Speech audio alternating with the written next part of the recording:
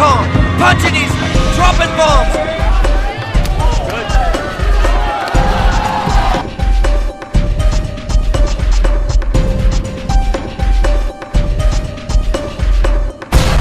Ladies and gentlemen, welcome to the sporting capital of the world, Melbourne, Australia, right here, the home of combat sports, the Melbourne Pavilion. My name is John Zimmer. It's an honour and a pleasure to be your MC for this evening.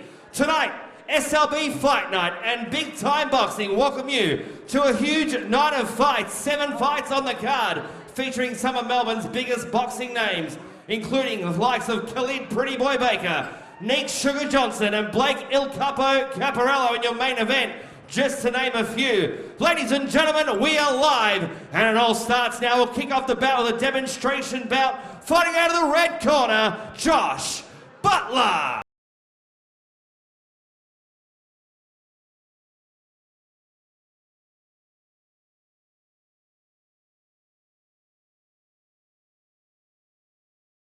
And ladies and gentlemen, his opponent fighting out of the blue corner, Benjamin Bomber Jr.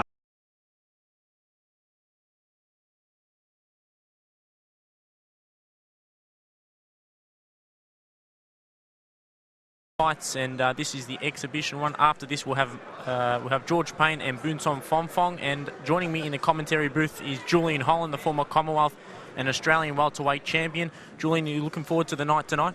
Yeah, definitely. A couple of ripping fights as always. But, big time boxing in Melbourne Pavilion, and you know, great to see like a young fellow like Bomber, you know, getting an exhibition on a night like tonight to, you know, like just get that feel of the pro boxing arena. Yeah, this is more of a showcase sort of fight. He's had one before against Matty Hotshot Smith. That was a couple of months ago, but he's coming up against a fighter with 9 professional fights to his name in Josh Butler. And yeah. Butler's got the blue headgear on, and Bomber's got the white headgear if you just joined us live on Epicenter. Bomber's only 17 years of age. He's had the 7 amateur fights with the 5 wins, but predominantly in the last sort of year or so he's been having exhibition bouts. Look, 17, he's still got a long way to go and a long way to learn, but you know, his balance is nice, and I like the way he moves. Very confident. Yeah, one thing about his opponent, Josh Butler, he loves to sort of come in and he's an aggressive sort of fighter, but watch out for the hand speed of Ben Bomber, really blistering hand speed. Yeah, beautiful body shot. Just got hit with the right hand there, just his head just a little bit high. As he trains and goes through, gets a bit more experience, he'll be dropping that, making those miss. Yeah, this is definitely a learning experience for him before he turns professional. I was talking to Samuel LeBruno, and they're hoping he turns professional sometime next year in March. Yeah, that's still young. He's 17 years old. He's got a long time to go. You'll be definitely learning a lot from the LeBruno camp. You've got the likes of Michael Zarafa there, Blake Caperello, and Cherneka Johnson. Yeah, well, look, you know, the LeBruno camp, you know, they're top class. I like the way they operate and the way their boys fight. So far, a lot of leather thrown between these two fighters. Butler's sort of trying to go to the body of Benjamin Bomber, but the 17-year-old is really holding his own in the first round. Yeah, he's got good balance, keeping good distance from his opponent. Nice left uppercut there from Benjamin Bomber. There's a nice right hand down the barrel. And at the moment, Butler's eating some leather. The man that fights out of Kilmore, out of Hall's Boxing, and his trainer is David Hall. On his toes, ready. And he's had a good camp. Benny Bomber has been sparring the likes of Michael Zarafa, so would have gained a lot of knowledge. And we know that Zarafa's fighting Jeff Horn August 31st. It's like when you're getting a little bit older, Geordie, and then you get in there with the young guys, and you know, they're just their hand speed, and it's pretty hard to take. There was a nice left rip to the body there from Benny Bomber. Team LeBruno, or Samuel LeBruno, is watching very closely in the corner. There's a nice short right hand there from Benny Bomber, and you can see the hand speed. Josh Butler in this first round, he's sort of struggling a little bit with the hand speed of Benny Bomber. Yeah. Butler's last fight, he had a last fight a couple of months back on the Team Alice show, but he had a split draw against Daniel Kobia. So he's been off for some time, but looking to sort of maybe get back into the professional scene. An official match maybe in the next few months. But 10 seconds left in the opening round, and for me it was a good round there from Benny Bomber. Josh Butler provided a stern test in that opening round, Julian Holland. All set for round number 2. Round number 2. And the sponsors for tonight are Cube Logistics and City of Ink Tattooing, doing a great job of helping this event tonight. But back to the action here, Benny Bomber in the white headgear and in the blue headgear, the experienced campaigner Josh Butler, who made his professional debut in August 2016. He scored a victory that night against Matt Portelli, so he's been in the professional ranks for 3 years and definitely is providing a test for Benny Bomber. Yeah, look, Benny will be getting good work back in the stable, you know, back at home. So, you know, he's not going to be sort of overawed by this spar, you know, and you know, it looks like it. He's comfortable and he's loving it out there. He's looking at campaigning at super welterweight when he turns professional in March, Benny Bomber. Josh Butler predominantly fights at middleweight, super welterweight, but in his last couple of fights has fought at middleweight. Oh, that's a nice combination there from Benny Bomber, and then he went downstairs with a left rip. So far, Julian, what's impressing you of Benny Bomber? I like his hand speed. He's doing his thing. But like the only sort of little thing that I can say is that when he's throwing those beautiful combinations, he's basically waiting there, looking at it, watching his work is what we call it. Do your combination and peel off. You don't need to stand there. He's got caught a couple of times when he hasn't peeled off. That's right. What Butler likes to do, he likes to constrict his opponent. Really sort of, he's an aggressive fighter. Butler only knows one way. Yeah. Never been stopped in his 6 losses. So he's definitely a durable fighter, and he'll be there all night for Benny Bomber in this exhibition bout. On the inside, this is where Butler likes it on the inside. Benny Bomber really has to create room and let his punches fly. That's it. That's beautiful work done. He's just turned him around there and then working. That's great. Smart work from the 17-year-old, and the crowd went up in unison there. They're in support of Benny Bomber. A lot of support here tonight. Nice right hand there from Benny Bomber. On the back foot here, showing his strength on the back foot, not overawed by the occasion. And Josh Butler looking to sort of make it a street fight. That's what he's done throughout his professional career. And that's right. And right then, in the amateurs you can't claim, but in the pros you can sort of bring him in and then, you know, stop and break. So that's another thing that he'll need to learn. Yeah, Samuel Lebrun definitely working on in camp to sort of get him ready for the pros next year, where he'll campaign at super welterweight. Josh Butler coming forward. Oh, nice right hand there from Benny Bomber on the back foot. Nice counter punch from the 17-year-old. And Michael Zarafa is in sort of close proximity watching Benny Bomber ringside. Been sparring a lot with Benny Bomber. There's a huge fight coming up in a couple of weeks, which is we're all excited about. Oh, I'm very excited for that at Bendigo Stadium. Yeah, definitely. Lennon Hoskins up there in Bendigo with Jeff Horns. Like, you know, it's going to be a great fight night. I feel I've seen some of the matchups and they're really, really good. So 2 rounds have passed. That was a tough round there for Benny Bomber, but he did the good work on the outside. This is the 3rd and final round from Melbourne Pavilion. Get behind both these fighters, Josh Butler, Benjamin Bomber Jr. A nice exhibition bout to open up this card. So you heard John DeMacaulay on the mic there, the 3rd and final round, as it's an exhibition bout, but both boys will leave it in the ring here in the final round. Doesn't seem like an exhibition bout. They mean business here tonight. Yeah, definitely. And with the exhibition, you know, they have to wear 16-ounce gloves, so they're not really landing the big shots. And, you know, Benny's got quick hands now with the big gloves, which is, I can't wait to get the 8s on him. Yeah, showing his blistering work here tonight. Benny Bomber, now he's on the front foot. This is where he needs to be. But a nice short right hand there from Josh Butler on the ropes. And then he's going downstairs, but that was just a little bit south of the border. Yeah. South of the border there for Benny Bomber, and there'll be a break in play here.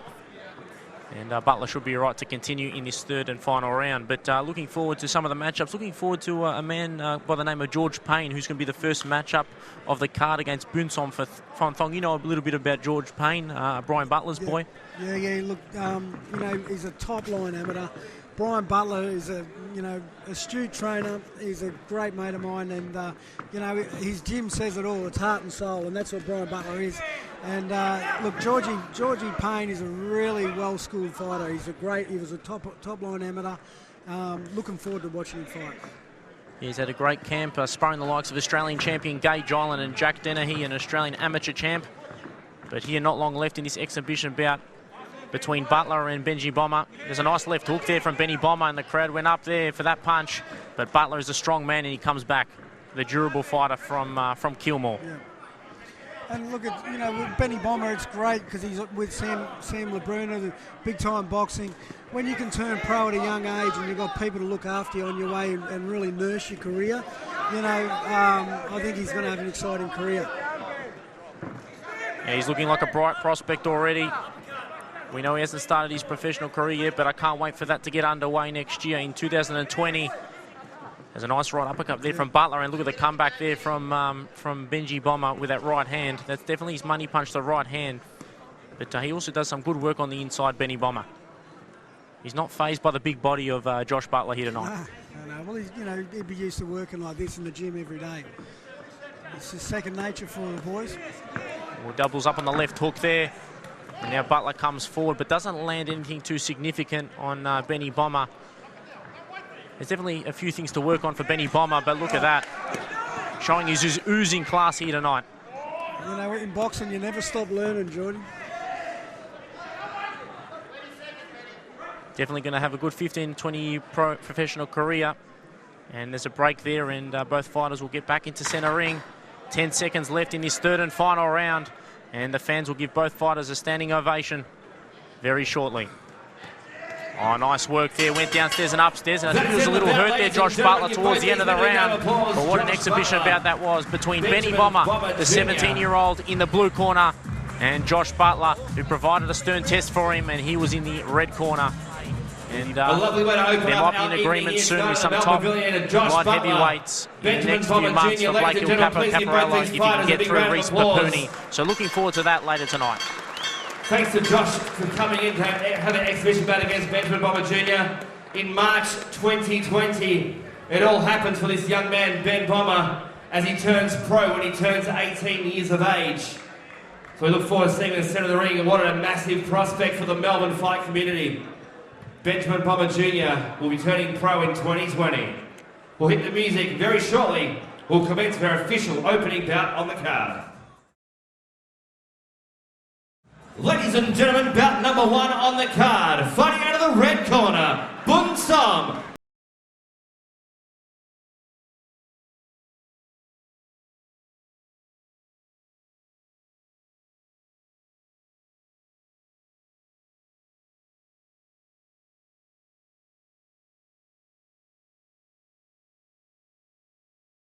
Out of the blue corner, Georgie, the Inflictor, Payne.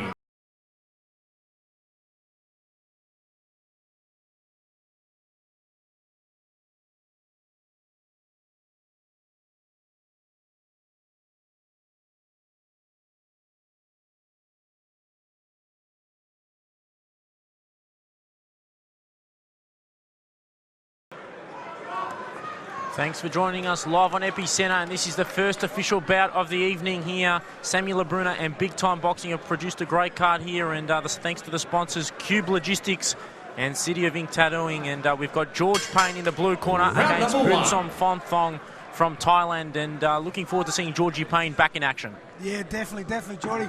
You know, one thing I like about Georgie Payne is that he dodges no one. You know, he's had a couple of losses on his career, but that doesn't matter. He's learning, he's getting better, and I think he's a real serious fighter.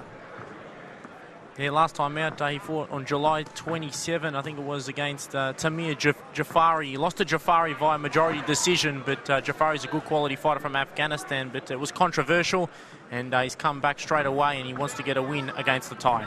Yeah.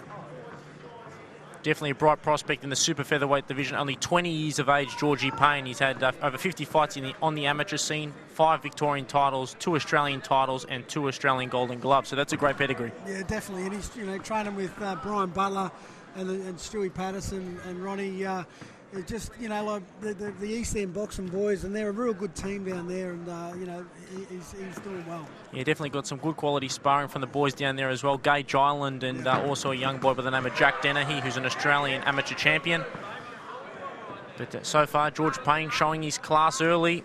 Wants to get an early stoppage against his Thai, but this Thai last time fought Luke Jackson. That was back in April in Sydney. He lost via third round stoppage, but he takes on the best fighters this Thai. Yeah, and what I would say with Georgie Payne's corner is you don't go for the knockout with this guy. He's been around. Just let it come. Box him and don't get hit. Look good while you're doing it. As we see in the sort of early opening exchange, we see the hand speed that Georgie Payne possesses. He's quite a rangy sort of fighter as well. So on the outside, I think he's going to have a lot of success. Yeah. Watch out for the left hook. He loves to throw the left hook, and that's one thing that was prominent against Tamir Jafari down at the Malvern Town Hall, was that left hook that he throws. And he's keeping good distance. He's throwing his shots and he's moving away. He's got a nice pistol jab that he's showing early in the opening round. The Thai looks quite happy to be here. Boonsom Phothong. He's 35 years of age, and he trains out of the Saw Vorapon boxing camp in Bangkok. And Tassanu is representing him here tonight in his corner. He's always smiling, even if he gets hit. The smiling assassin, they call him. That's his new nickname. But both fighters in centre of the ring here, and you can see the concentration of Georgie Payne. He doesn't want to sustain another loss. This is a good sort of learning experience for him in the super featherweight division. Some big names in the super featherweight division. You've got the likes of Jackson John England, who's definitely one from Australia. You've also got also Jai Alexander could fight at the super featherweight division. Luke Jackson has been fighting there for a number of years. So there's definitely some names there for him. Lovely shot then. He just threw, instead of throwing the straight right, he just tipped it under and just a little under uppercut and lifted the head up with the tie. Ty's coming forward here.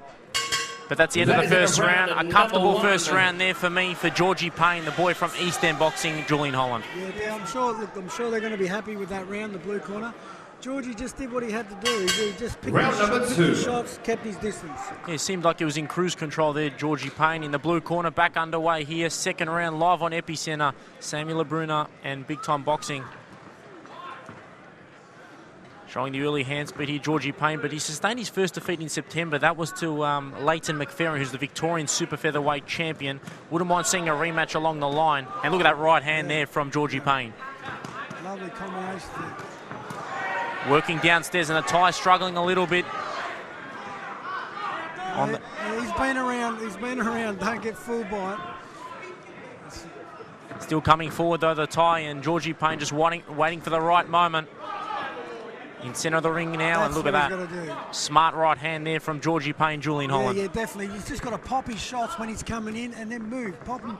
If you don't throw punches while they're coming in, they're going to shut that distance down on you too quick.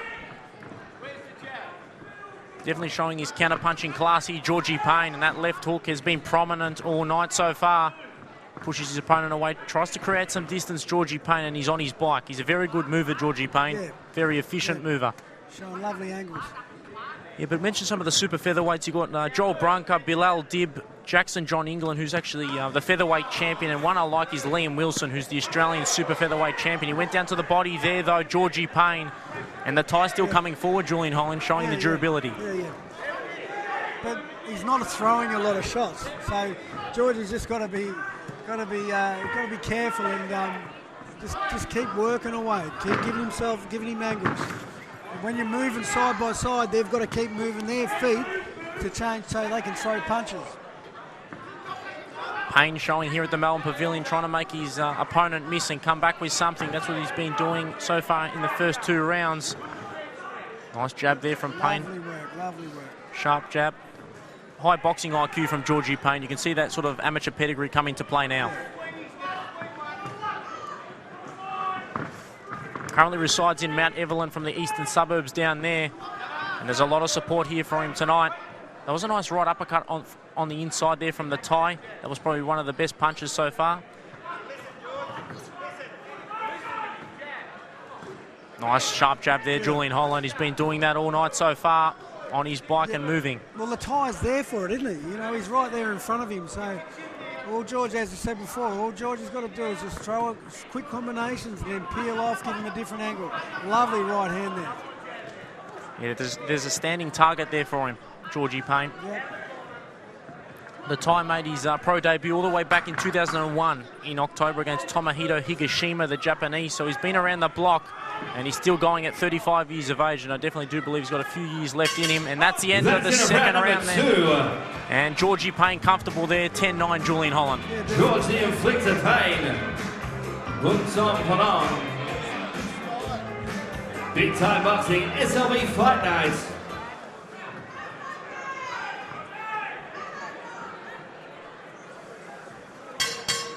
Round number 3.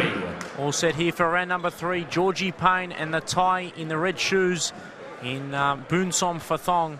He's had 17 wins. He's had the 25 losses and the 2 draws, but he's been in 44 fights in his professional career, so he's been around the block, but a tough task against a young lion in Georgie Payne.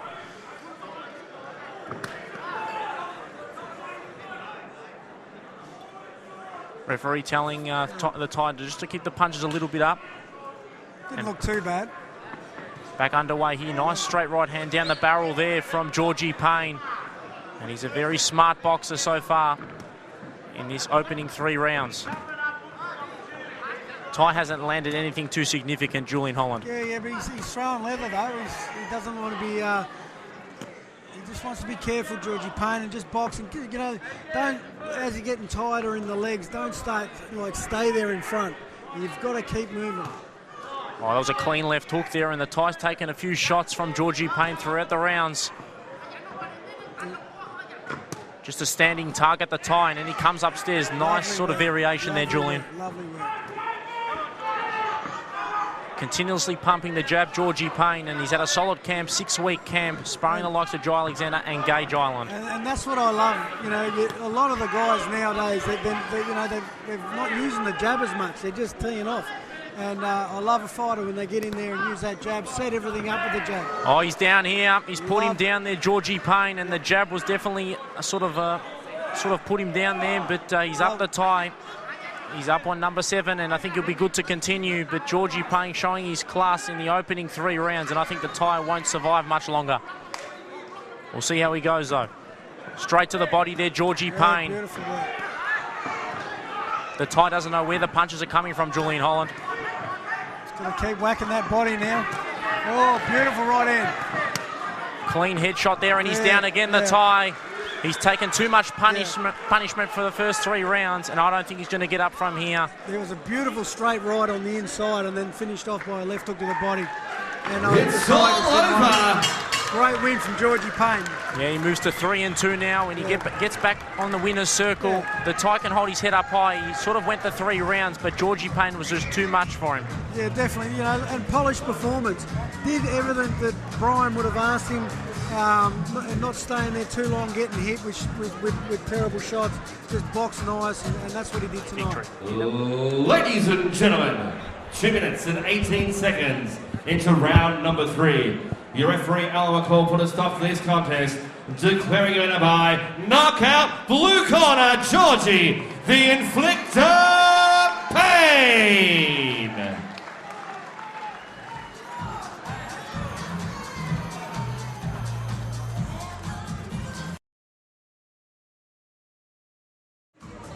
Ladies and gentlemen, bout number 2 on this stacked card. Fighting out of the red corner, Angkhan, Poncepong.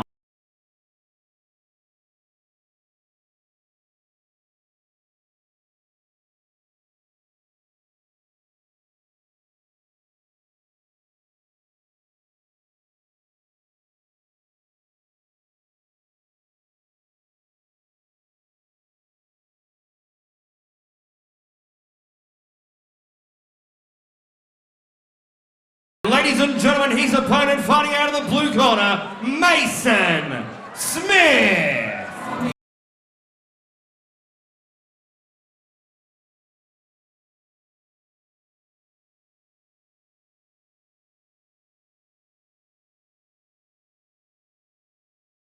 All right, about to get underway here. Second fight of the evening between Mason Smith. He's in the blue corner, the man from Werribee.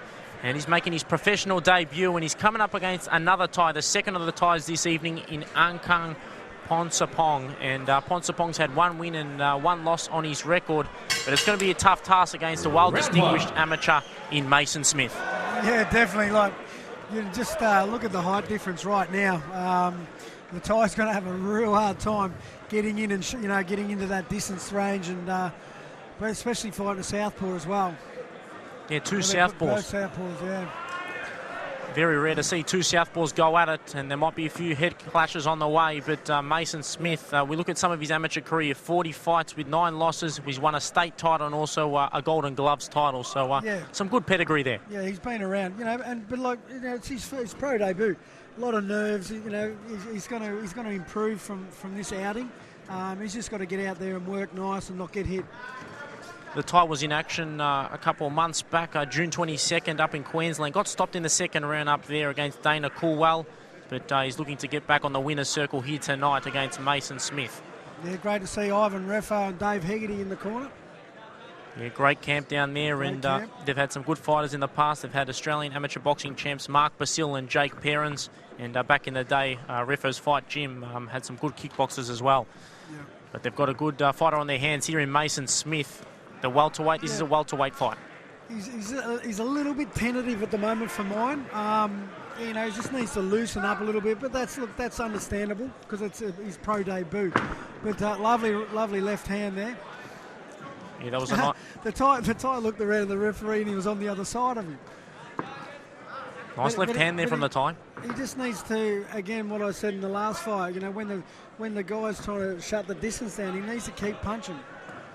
Yeah, at the moment he's sort of stopping his punching and punch output. Yeah, you can't stop that punching, otherwise they'll walk in and shut that distance down.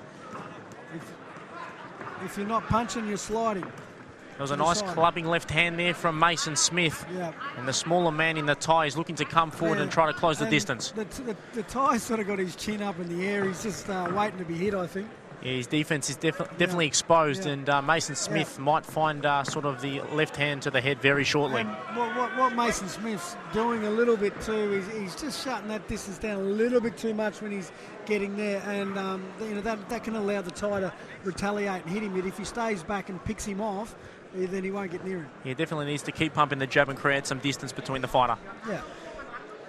So far, slow tempo, but it's going to increase shortly. There's a left hand there from Mason Smith. The tie's just throwing wild punches. The tie's open though. He's been hit with 5 in a row. I think he's hungry. He needs a feed. He's going to eat knuckle. Yeah, he wants to eat Mason Smith, but I don't know if that's going to happen. I think it might be the other way around. 10 seconds left in the first round. And so far, it's been one-way traffic in favour of the Werribee boy in Mason Smith. And he should take this round 10-9, Julian Holland. Yeah, easy, yeah. Great opening round for Mason. Get the nerves out. Gearing up for the second round here. Samuel Labruna and Big Time Boxing produced a great card in the main event later on. Is Blake Caperello defending his WBA Oceania light heavyweight title against Reece Papuni, who's been out of action for 3 years. But he's a 4-time New Zealand amateur champion. He's got a tough order against Blake Caperello, a world-rated fighter. So second round, Mason Smith and his opponent here in Angkhan, Poncepong. At the moment, Poncepong can't find a glove on Mason Smith, and Mason Smith's pretty much having it all his way. Looking quite comfortable in there, Julian Holland. Yeah, definitely. He's a lot longer than the Thai guy, so he needs to use that as his strength. Just pick him off. You don't have to get close to the guy. Yeah, needs to be smart in his work. Just keep pumping the jab on the outside. Doesn't need to get sort of in the warfare in close proximity to the tie. There's a nice left hand to the body there. Yeah. And that's what he has to do, change his levels nicely. Come downstairs and then come up top. Yep. Nice clubbing left hand there from Mason Smith. And the corner looking quite pleased, Ivan Refo and Hegarty. See the Thai's defence, he's got none. What he needs to do is drop that clubbing left hand to the body and then follow the left hand straight over the top. Instead of just throwing one, throw twos and threes. At the moment, the Thai's an open target to be hit. Thai tries to come back, but not too much pepper on his punches, and Mason Smith isn't intimidated by his shots so far. Nice jab there, straight to the head of the Thai. Thai seems to be swelling a little bit under the right eye, but this is only a 4-round contest, so you've got to get off to a sharp start in these 4-round contests. Left hand just missed there. The Thai being so small, like they've been a kickboxer, they've always got big legs, and that's why they're a little bit shorter. He's got to do something to try and get in and throw punches. He can't just sit back and try and counterpunch Mason Smith because he's too long. Yeah, at the moment the Thai's eating too much leather. That's Angkhan Poncepong. And he's 35 years of age, only 167 centimetres tall, whilst the other boy, Mason Smith, 176 centimetres. So he's got quite a significant height and reach advantage. That's Mason Smith. The money punch so far for Mason Smith has been that left hand. It's been landing all night so far. Yeah, definitely. Well, look where the Thai's hands are, you know, he's just open for it. Mason Smith's had a good camp, a 5-6 week camp. He's been sparring Dwight Ritchie, and we know Dwight Ritchie's fighting Tim Zhu next week. Looking forward to that, Julian Holland. I'm excited for that. That's a great fight, great matchup. You know, look, I like both camps. They're both gentlemen. We wish them both luck, and I can't wait for that fight. Yeah, that's put Mason Smith in good stead, and the Thai seems to be caught by a left hand moments ago. Just throwing wildly, the Thai not landing. The only hope the Thai would have is probably trying to push Mason Smith back. Into round number 2. Body. And at the moment, it's just one-way traffic. Mason Smith is pushing the Thai backwards, and the Thai's name is Angkhan Poncepong, who's struggling a little bit in the first 2 rounds. Will this go the distance? That's the big question.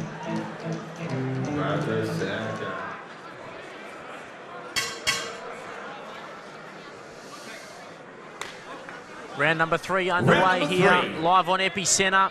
And this is round 3 between Mason Smith and the Thai here in Angkhan Poncepong in this welterweight clash. And at the moment, it's 2 rounds to 0, unofficially, of course, in favour of Mason Smith. I've got the same, Geordie. Can't find a glove so far, and he's having it all his way. Mason Smith looking quite comfortable in this second round and in the early parts of the 3rd round. Just on the back foot, the Thai, and absorbing a lot of pressure from Mason Smith. Yeah. And look, Mason Smith, being, you know, he's a pro debut, he's head hunting a little bit. As he goes on, he'll learn to sort of throw a couple to the head and then drop them to the body. Yeah, that's a good point. Yeah, definitely needs to vary his punches, go downstairs. Definitely. That's experience, and you know, everyone does after a big amateur experience. You come in, you just head hunt. Yeah, there's some swelling under. Yeah, it's a nice right rip there from Mason Smith. He heard you, Julian Holland, there. And the Thai's holding on for dear life here. There's a little bit of swelling under both eyes. He's taken a lot of sort of clean shots, eaten a lot of leather over these opening 3 rounds. Try to land the right rip there. Didn't land too significantly there, but what he's doing is really the punch output and the punch volume is in favour of Mason Smith. Oh, definitely. But that's when he's got to throw to the head and then drop to the body. Really dig him. That's how you get him out of there. The referee's looking at it closely, and he's looking to tie him up, the Thai in Angkhan Poncepong, the man from Pattaya on the east coast of Thailand.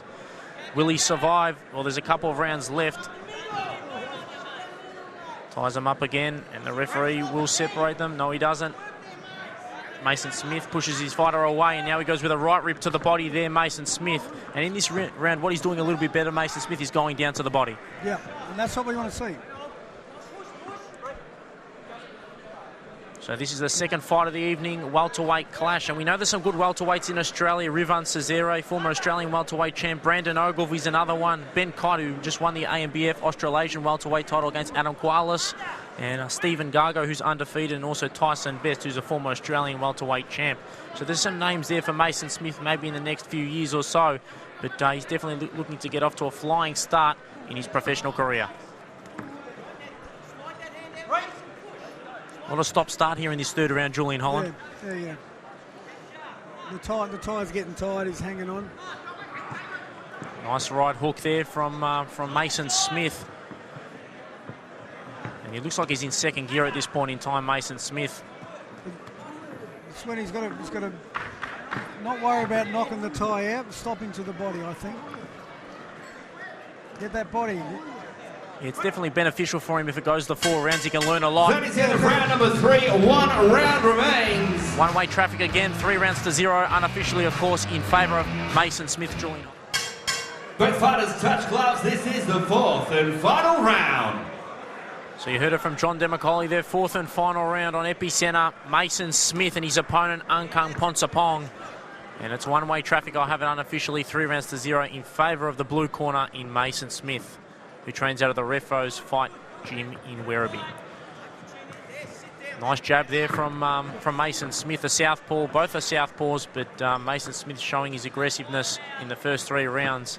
And it's going to be beneficial for him if it goes the 4 rounds. He's going to learn a lot against a durable fighter. Yeah, it's rounds in the bank. That's what they need. Oh, lovely left hand there.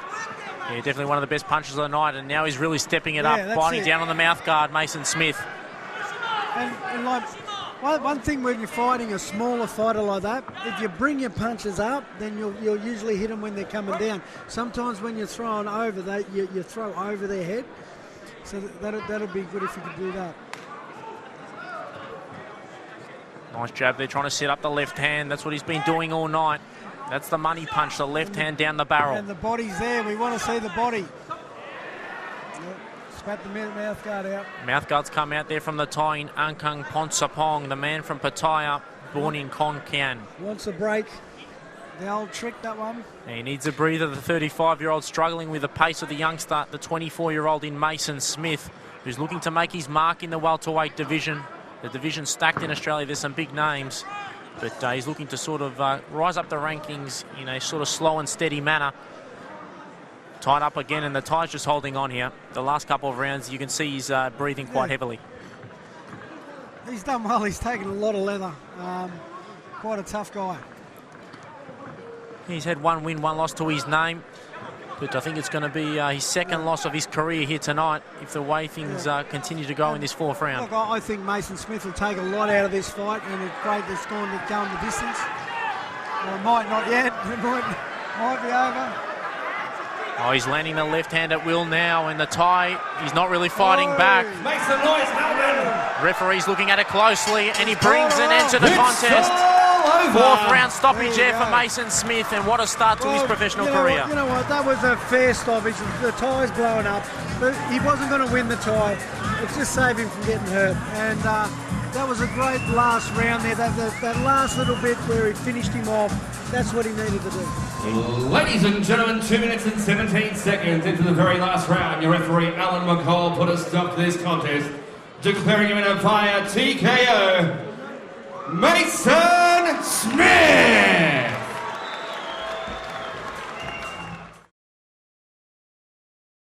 Ladies and gentlemen, bout number 3 on tonight's card, fighting out of the red corner, Brad Traynor!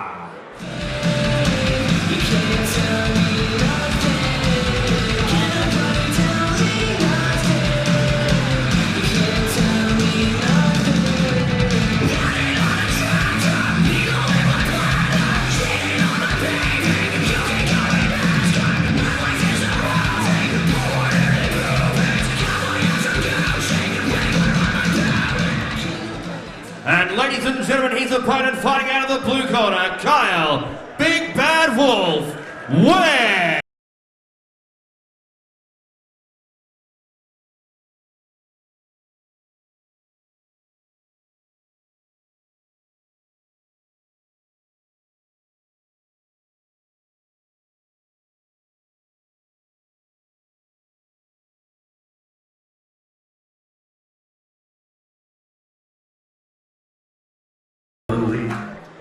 All right, so this is the third fight of the evening here, live on Epicenter. It's between Kyle Webb, who's going to be in the blue corner, 6 wins, 2 draws to his name, 6 KOs. So he's a knockout artist, and he's coming up in the red corner against Brad Traynor. We last saw Brad Traynor, he was against Mitch Middleton-Clark in December last year on Big Time Boxing. He got stopped in the third round, but that was partly due to a shoulder injury. Yeah, definitely. Oh, that's right. Yeah, that's right. I remember that. But I tell you what, Kyle Webb, he's an impressive-looking bloke. He's very fit. Looking forward to seeing this fight. He's got Dave Hegarty in his corner, as well as Sam Solomon and Tony Salter from Geelong. And at the moment, he's currently training out of Tarneet Boxing.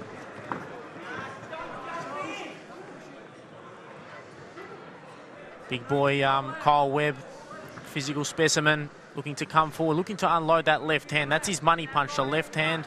So watch out for that throughout the fight. But Brad Traynor, a well sort of durable fighter who has been in with some good quality fighters. As I mentioned, Mitch Middleton-Clark, and in July last year against Ben Kelleher, who was an Australian cruiserweight champion and also an current IBF Pan-Pacific cruiserweight champ. Yeah, definitely. And I remember the Mitch Clark fight, and I was pretty impressed the way he was going until he did his shoulder. Yeah, Mitch Middleton-Clark, good fighter as well. And so far, Kyle Webb has landed a few clean left hands. Yeah. You know, but he's a big, strong guy, Kyle Webb. But you know, you can really see he's looking for it. He needs to loosen up a little bit and let it flow. Yeah, there's some ring rust there. He's been out of the ring for 14 months. He's been training Sam Solomon in his last few fights. Yeah, I've seen that, and look, and that's noticeable, you know, and it's to be expected because it happens to everyone. So far, look at those bombing left hands, the clubbing left hands in the opening stanza here against Brad Traynor. Brad Traynor only got called to this fight on Wednesday night after work, so he's come in as sort of a last-minute replacement for Kyle Webb. So it's going to be a tall order to get a victory against the former Victorian cruiserweight champion. Yeah, definitely. And look, Kyle Webb just looks like so much bigger, doesn't he? Yeah, he looks like a heavyweight, Kyle Webb, compared to Brad Traynor. But Kyle Webb, he didn't have an amateur career, but he had a Muay Thai career, 10 wins and 3 losses. And you can see in that sort of wide stance. He's just overreaching a little bit on that left hand when he's letting that big shot go. A little bit predictable. When he relaxes and lets it just flow, that won't happen.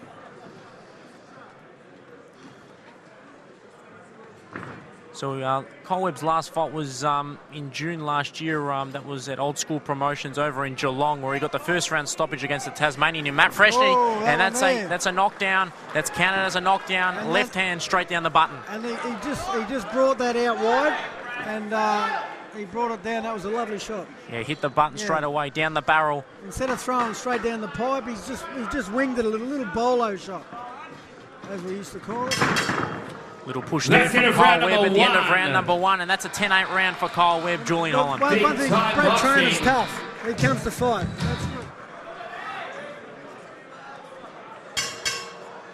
Round 2.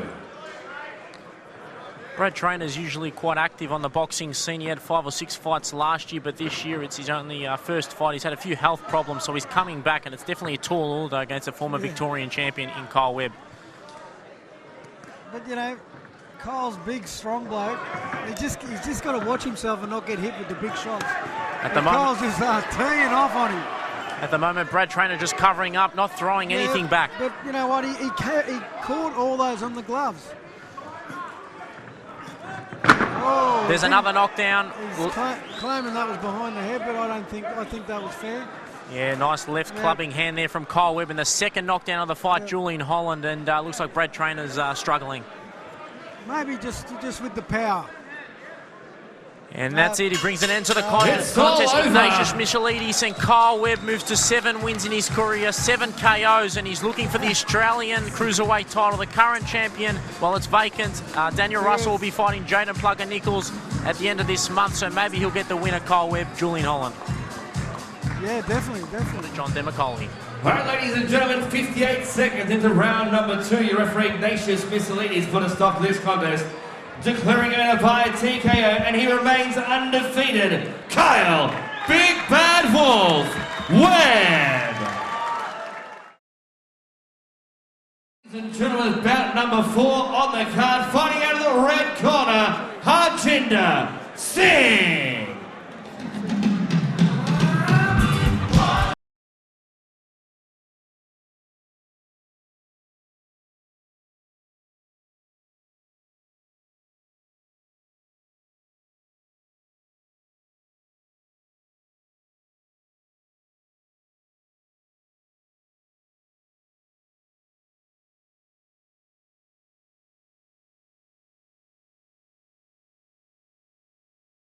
Ladies and gentlemen, his opponent, fighting out of the blue corner, Marvelous Mitchell Kitson.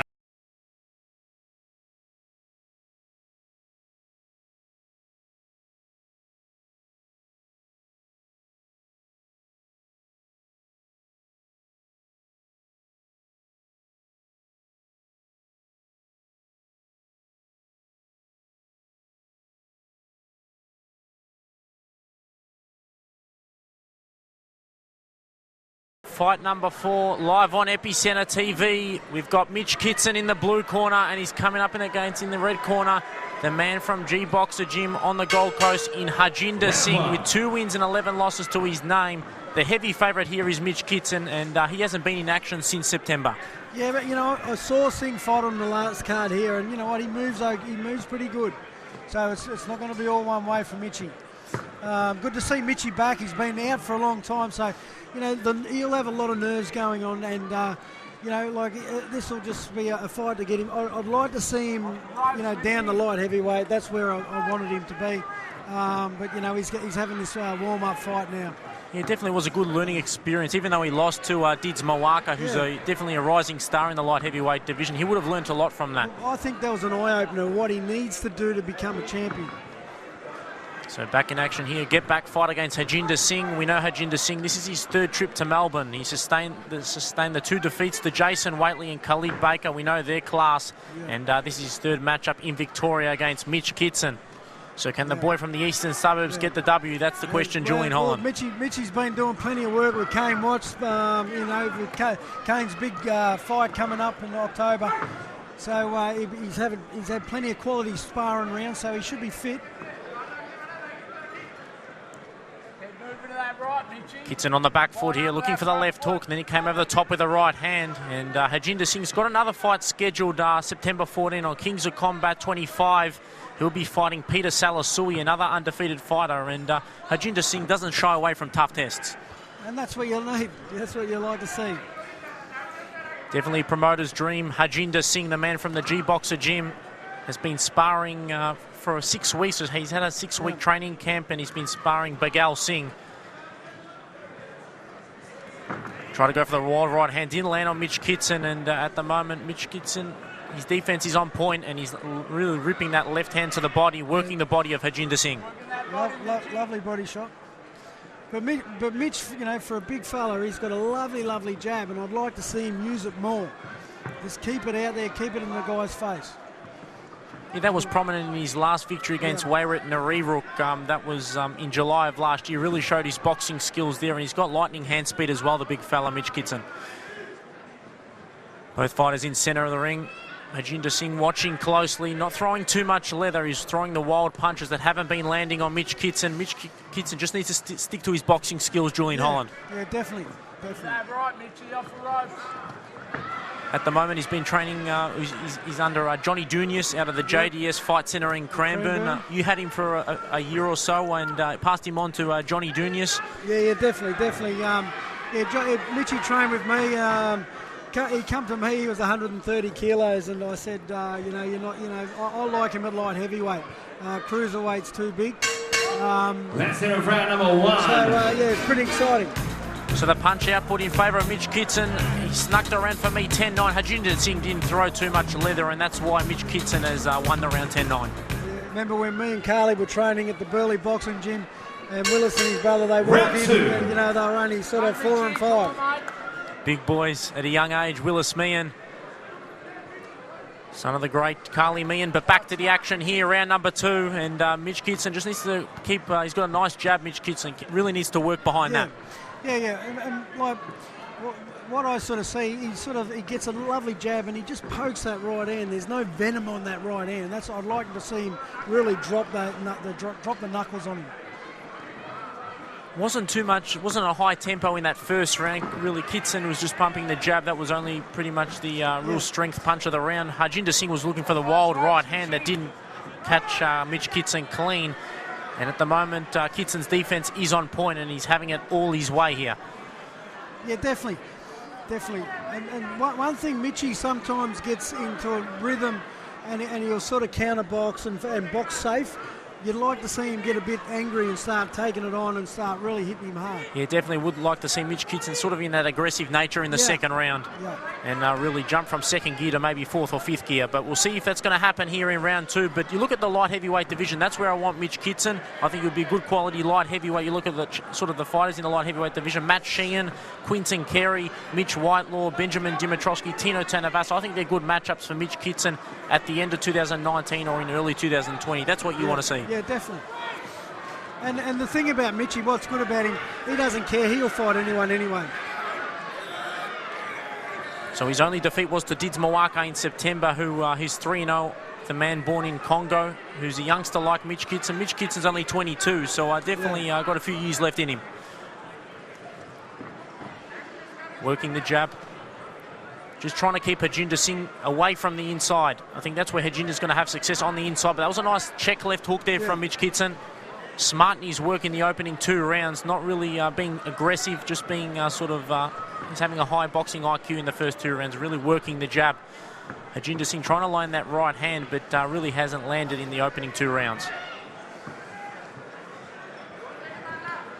Nice work there down. That's what I want to see Mitch Kittson do. Go down to the body of Hajinder Singh, because he's struggled with some body shots throughout his career, the man from the Gold Coast.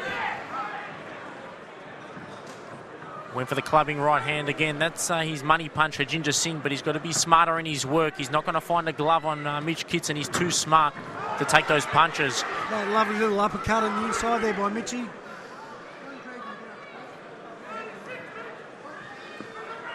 So the man that currently resides in Ferntree Gully, Mitch Kittson, on the front foot here in the blue and white trunks. If you joined us live on Epicenter, and this is the 4th fight of the evening, all leading to the main event, Blake Caperello and Reece Papuni from New Zealand. 10 seconds left in the 2nd round here, and this is a more comfortable round for Mitch Kittson, but a couple of punches landed there from Hajinder Singh, and he's looking to end the round strongly. The man from Ferntree Gully, Eastern Suburbs. Hajinder Singh, marvellous Mitchie Kittson. All good to go here, round 3. Ignatius Michailidis is the referee for this matchup. Cruiserweight clash between Kittson in the blue and white trunks and his opponent in Hajinder Singh, born in India, and currently trains out of the Boxer G Gym over in the Gold Coast.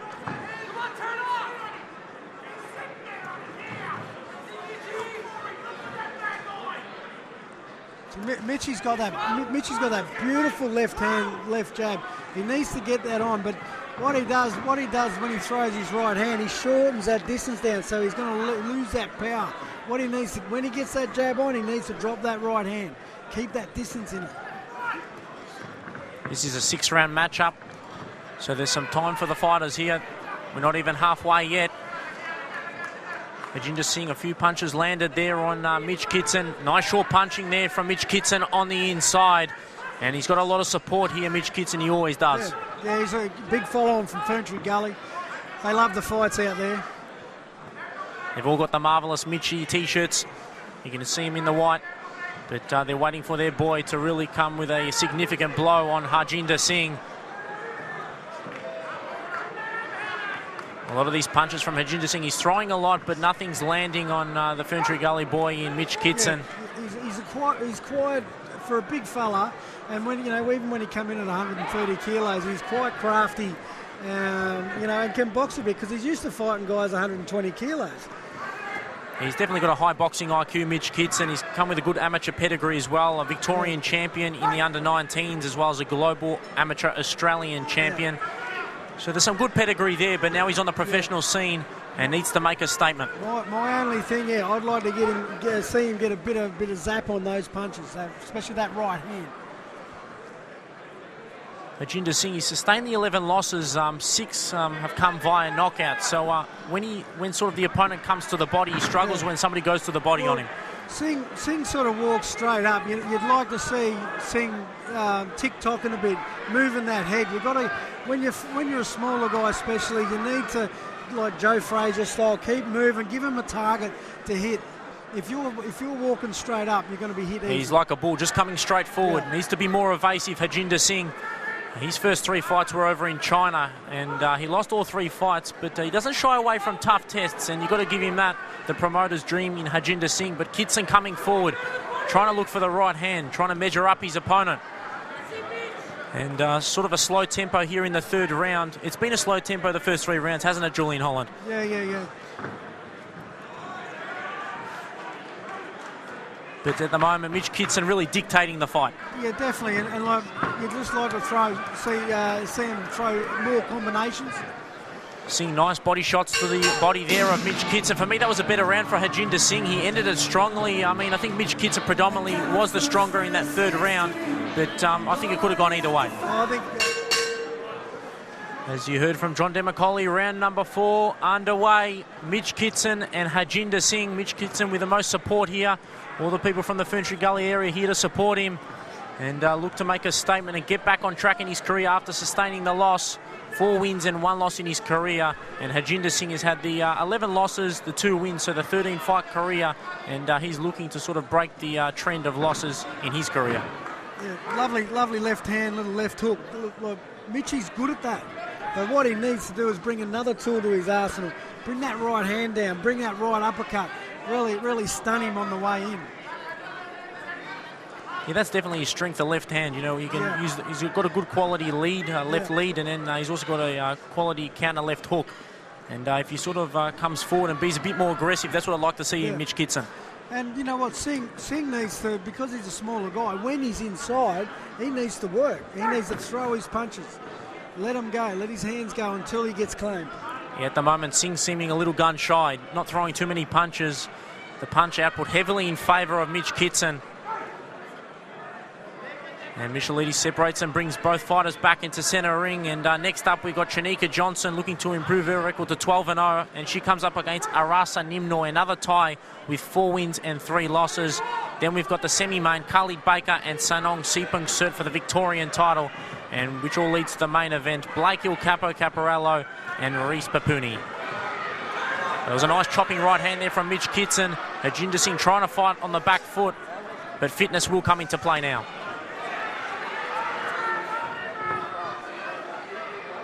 Toe-to-toe stuff in this 4th round, Julian Holland. Great little combination by Mitch then before. But you know what he wants to do? He doesn't want to take a step back and watch his work. It's a thing you call watching your work. You need to throw your combination, then jump back on him straight away. Hajinder Singh went for the right uppercut, didn't land on Mitch Kitson. Smart in his work, Mitch Kitson. And he'll just look to keep working the jab and sort of fighting behind that jab, throwing the right hand over the top. Yeah, chopping right hand there. Don't know where that come from. If we couldn't see it, I don't think Singh could see it. Came from Tasmania, ended up in Darwin. Yeah. Well, a little bit of a head clash there. Bit of a head clash. There's no gashes. No, it's all right. No gashes, which is all right. And Hajinder Singh looking for that left hand. But this is where they've got to work, the boys. Hajinder Singh looks like he's breathing quite heavily. We'll see if the punch output drops even more in these sort of remaining 3 rounds. But the crowd's behind Mitch Kitson, really looking to step up from 3rd to maybe 4th or 5th gear here. 10 seconds left in the round, Julian Holland. Yeah, definitely. Stronger round now for Mitch. It looks like he's just stepped it up a little bit. He's found another level here in the 4th round. Round number 4, for me, it's probably 3 rounds to run or 4 rounds to 0 in favour of Mitch Kitson, but he's in full control against the man from the Gold Coast, born in India, Hajinder Singh. Round 5. So we're heading towards the back end of the fight now. Round number 5, Mitch Kitson and Hajinder Singh, who's in the black trunks. And at the moment, comfortable work from Mitch Kitson so far in the opening 4 rounds.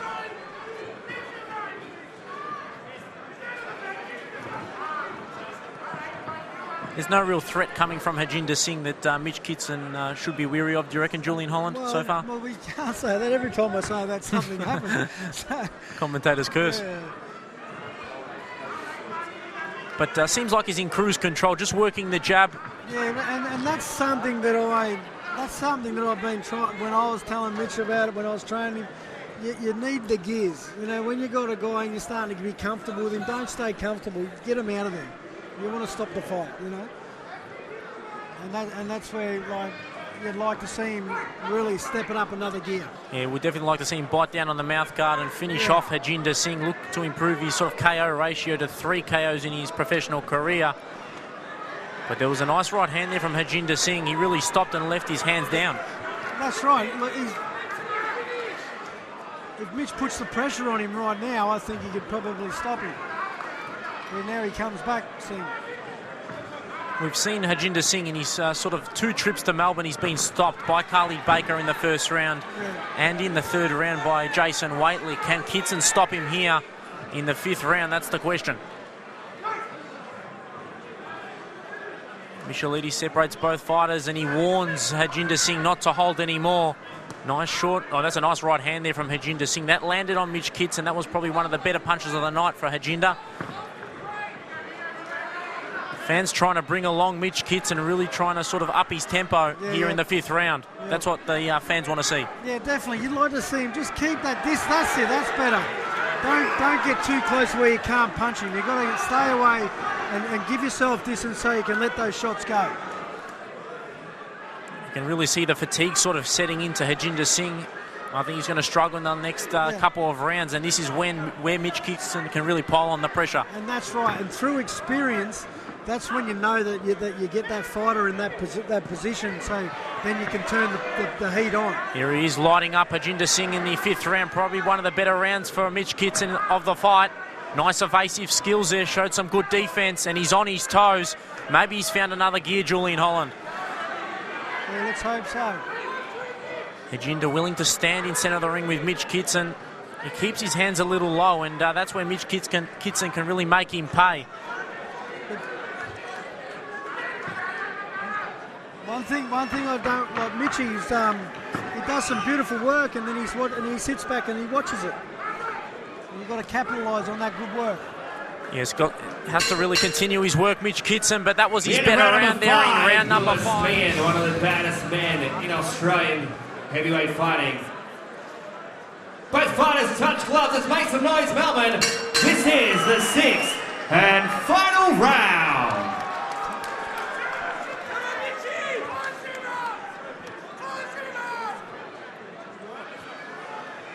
The doctor just checking Hajinder Singh there in the neutral corner. Will the fight go on? I think it will. He's smiling, and we're good and underway here in the 6th and final round. Will Mitch Kittson get the stoppage and improve his KOs to 3 KOs in his career? Hajinder walking forward, and a nice surgeon work there with the left hand for Mitch Kittson. Will he bite down on the mouth guard and get rid of the Indian boy? Both fighters in centre ring. Trying to measure up his opponent there, Mitch Kittson. Hajinder Singh's ranked number, I think, 3 or 4 in India in terms of the cruiserweights, behind Vikas Singh and Kuldeep Singh. We know Kuldeep fought Kane Watts this year, so he's number 3 in India. But a tall order against Mitch Kittson, a rising prospect in the light heavyweight division who's fighting at cruiserweight here tonight.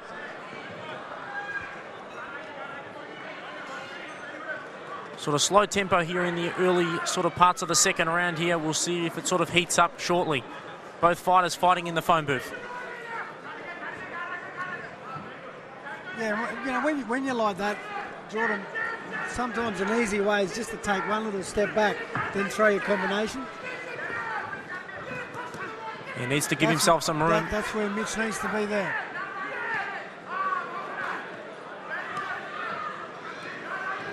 Pitter-patter stuff on the inside here. Creates some room, Mitch Kittson, and he'll get back on that jab. Hajinder looks for the left hand, but hasn't been landing all night to Hajinder Singh. He's been throwing, but hasn't caught Mitch Kittson at all.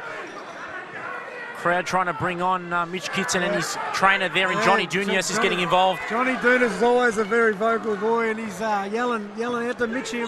But probably, you know, they want him to up the walk rate, lift it, start punching. Yeah, that's right, they've just yelled out, up the pace, up the pace. Don't just stand there in front of him. Let your hands go. He's been out for some time. Final 10 months he's been out for Mitch Kittson. It's great to see him get back. In this pavilion. 30 seconds left in his final round for Mitch Kittson, and he's back on the boxing scene. Great to see, but Hajinder Singh has survived the 6 rounds, and he's provided a stern test, just hasn't thrown too much and landed too much leather on Mitch Kittson. We'll see how the fight ends, though. Trying to tie him up, Hajinder Singh. And there we go. You heard John Demacoli. 30 seconds remain. The crowd's getting vocal, trying to bring the Eastern Suburbs boy on.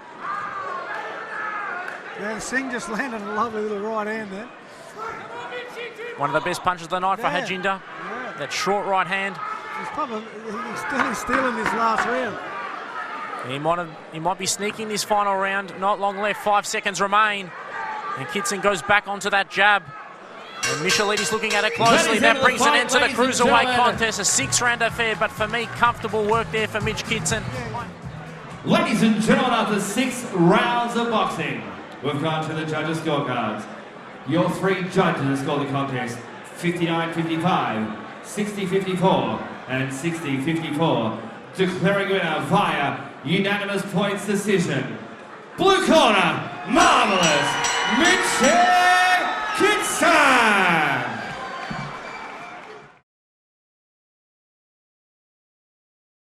Ladies and gentlemen, bout number 5 on Big Time Boxing SLB Fight Night. Fighting out of the red corner, Arasa, Nimnoi.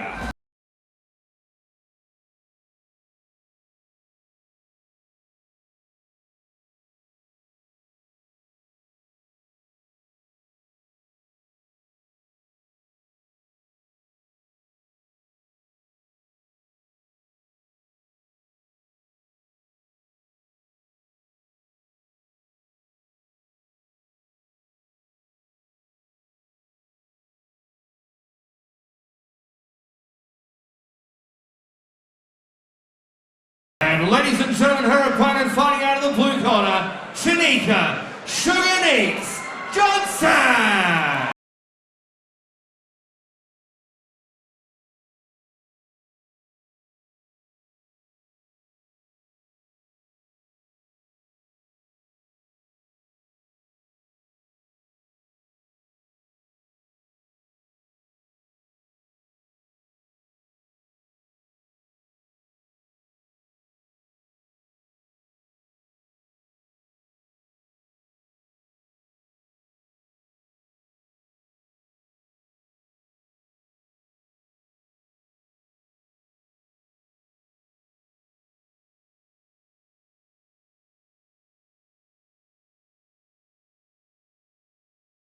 Featherweight division. In the red corner, we've got Arasa Nimnoi from Thailand. 4 wins, 3 losses to her name.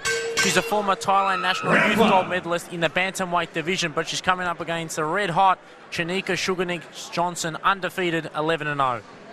Yeah, definitely. This will be exciting. Nimnoi's got an incredible record, and I'm very excited about this. But Sugarneeks, up to this point has done nothing wrong.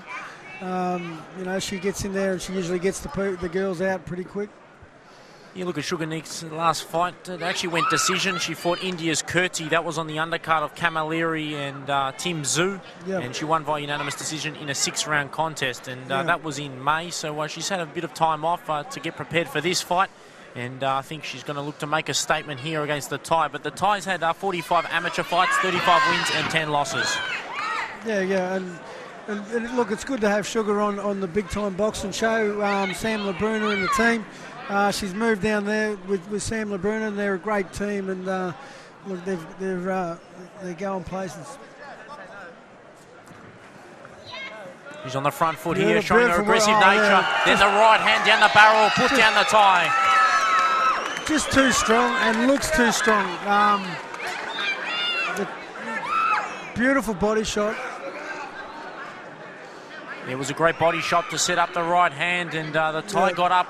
I don't think the Thai wants a bar of it, actually.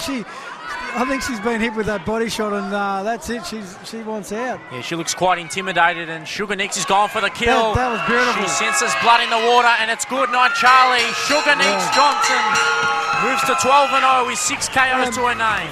I tell you what, that was perfect work. She's just thrown a couple of light shots up to the head and then really dug those 2 body shots. Ladies and gentlemen, 1 minute and 38 seconds in the very first round. Your referee, Alan McCall, put a stop to this contest, declaring it via TKO and remaining undefeated, Shanika Johnson!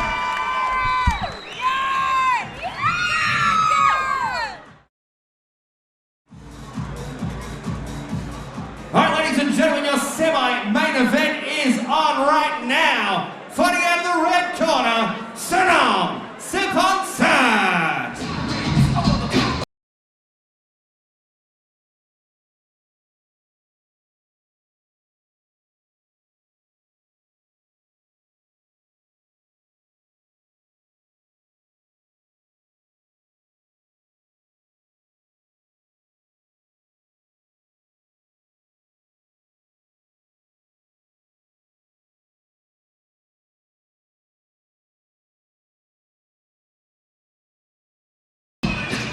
And ladies and gentlemen, his opponent fighting out of the blue corner, Khalid, Pretty Boy Baker.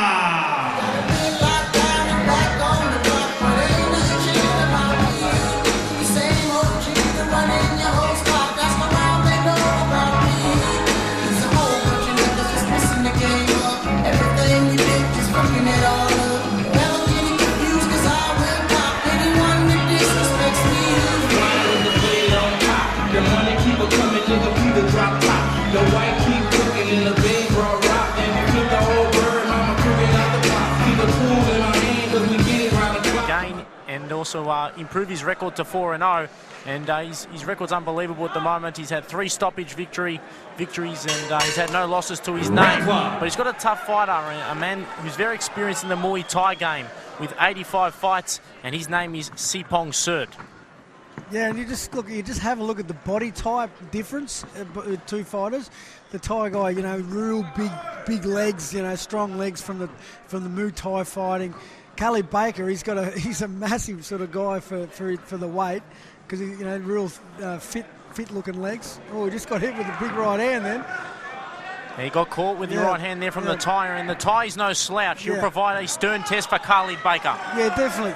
And that's what Khalid Baker's got to watch him early. He doesn't want to get hit with any big shots early. He's really on the front foot, the Thai, but now look at Khalid Baker. He's like a shark in water, and he goes to the body early of the Thai, who predominantly fights at super middleweight. He's jumped up a few divisions here, but last time out he fought Blake Wells. That fight was at cruiserweight, but before that he fought Daniel Lewis at super middleweight. So back to the action here, and Khalid Baker looking to improve to 4-0 and get the coveted Victorian cruiserweight title. And you look at the cruiserweight division in Australia, it's quite stacked. You've got the names of Jason Waitley, also Pete Salasui, Walid Hadara, who's fighting at cruiserweight, and also Kyle Webb, who we saw today. So there's definitely some matchups on the horizon. Both fighters on the inside, grappling there. And the referee, Alan McCall, will separate both fighters. A fast start from both men, but impressed with the Thai early. Yeah, definitely. He definitely can bang a bit.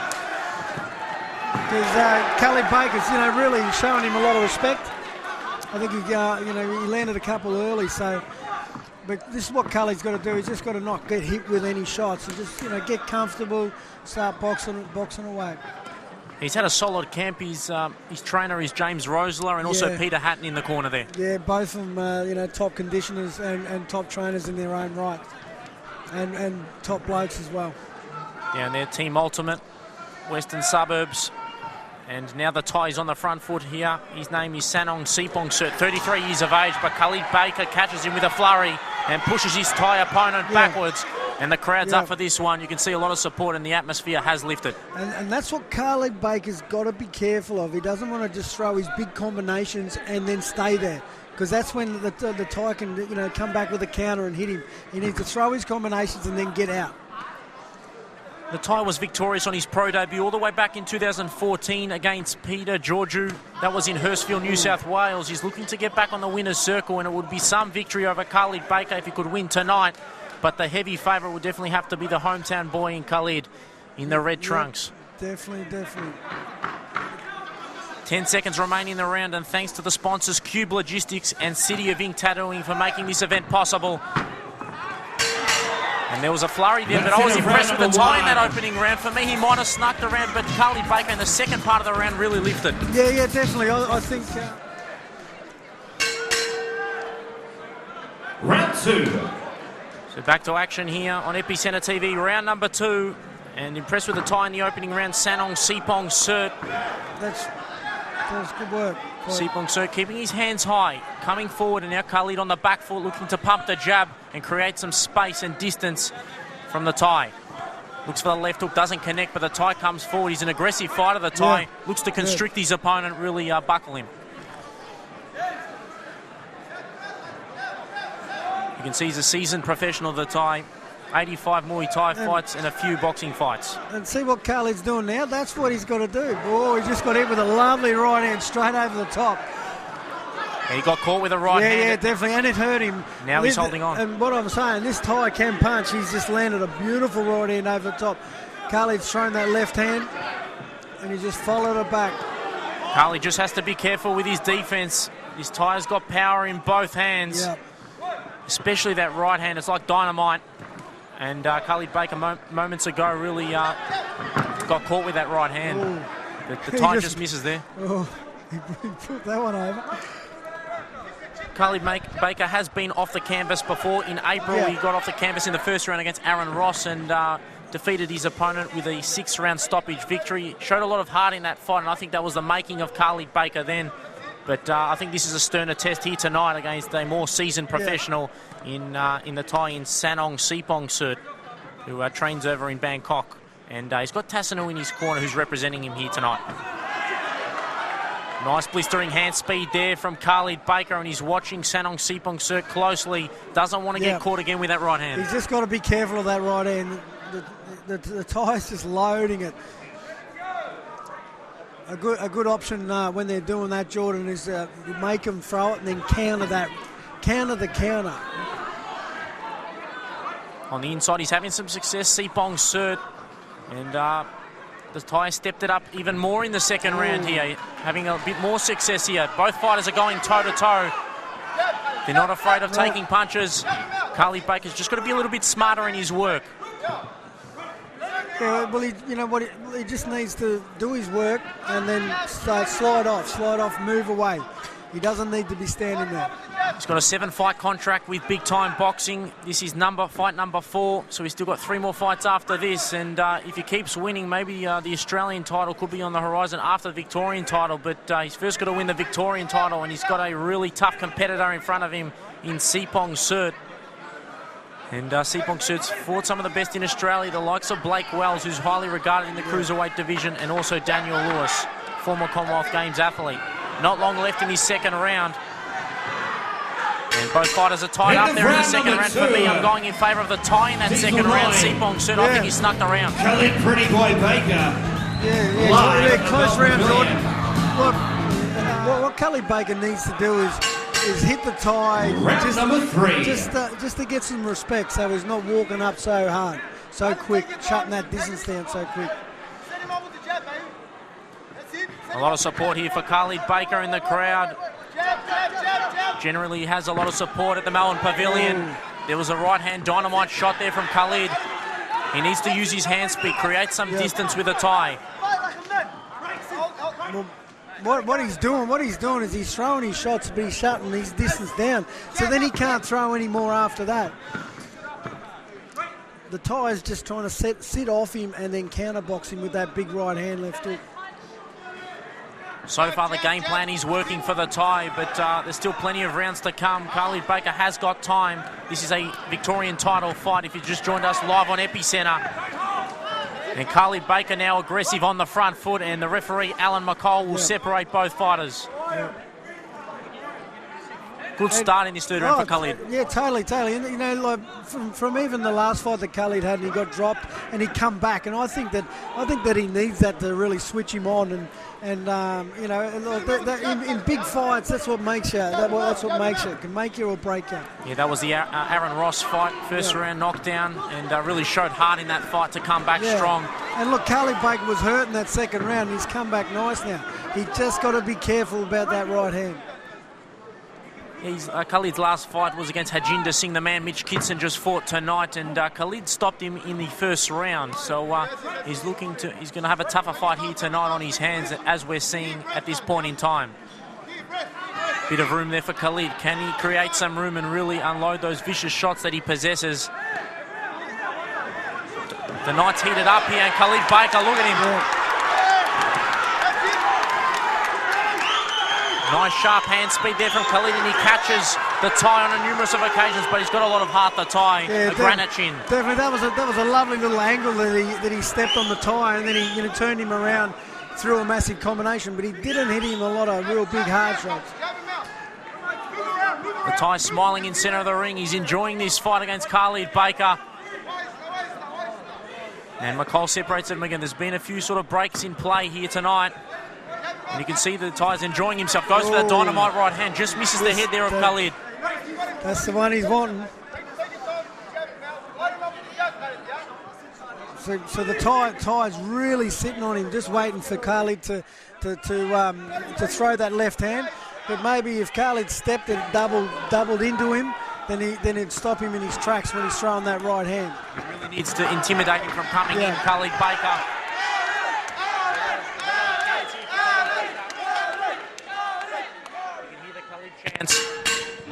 That brings an end. End of round number 3, your semi-main event of the evening. Round number 4. Alan McCall bringing both fighters to centre of the ring. They're just waiting a moment here, and we're good and underway to go here. Khalid Baker in the red trunks, And the traveller from Thailand in Sanong, Seepongsert. And what a test he's providing so far for Khalid Baker. So what score you got, Jordan? I've got a 2-1 in favour of the tie. I probably have it in favour of the tie. I've got it the other way. So it's a close fight. Very tough to score if you're a judge.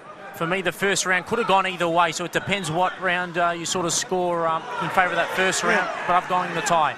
And see, Khalid Baker threw a beautiful combination then, but then come in and like grabbed onto him. What he needs to do is throw that combination and then peel off. Keep that distance. He doesn't need to get close to this guy. Yeah, he really needs to punch and get on the bike and move. Yeah. You don't need to be near a puncher. Keep away from him.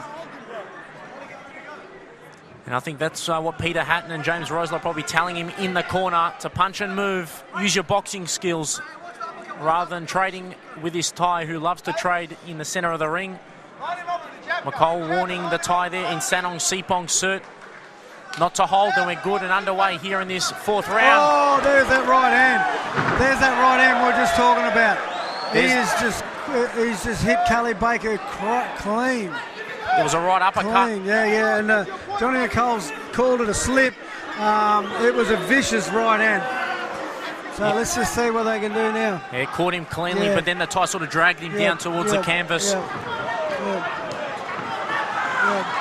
You can see in Khalid's eyes he's struggling. We've seen him come back from this, but he's just got to. This Thai is just sitting on that right hand with him. He's just got to be careful. He can't just come walking straight in a straight line and sort of not expect to be hit. Yeah, he's a sitting target so far, Khalid Baker, and the Thai's having it his way in the fourth round, but Khalid comes back and might have reignited the fire in him. Gives him a breather there. It's good for Khalid Baker, giving him a breather. And now the Thai coming forward like a lion, a vicious man, connects with the right hand slightly. Nothing too significant on that blow. But moments ago, Khalid Baker nearly got put down on the canvas and scored a knockdown, but it was ruled a slip. What a fight we have on our hands here, live on Epicenter TV. Samuel Labruna Fight Night and Brian Armatruda Big Time Boxing. The night is heating up right now. Short right hand on the inside when they were grappling there. And McCall looking at it closely. And there's another break there. Seesawing fourth round here. Johnny McCall's working hard, just separating these boys. Fitness coming into play for the referee, but that's the end of the fourth round. What are your thoughts on that, Julian? Mate,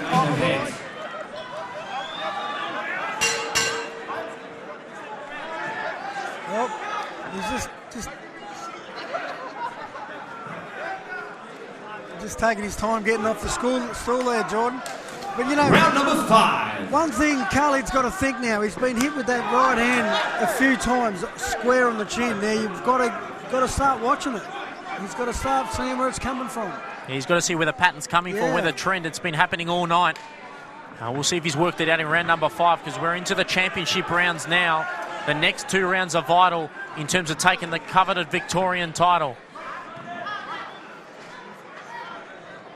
Separated again and back to work. The Thai on the front foot, watching Khalid Baker with his eyes. And there's just breaking play again. There's been numerous breaks. McCall's been in plenty of the action. Both fighters are just throwing a couple of punches and then claiming each other, which, makes for a messy fight. What Khalid Baker should be doing is what we're saying is keeping that distance, what he's doing now.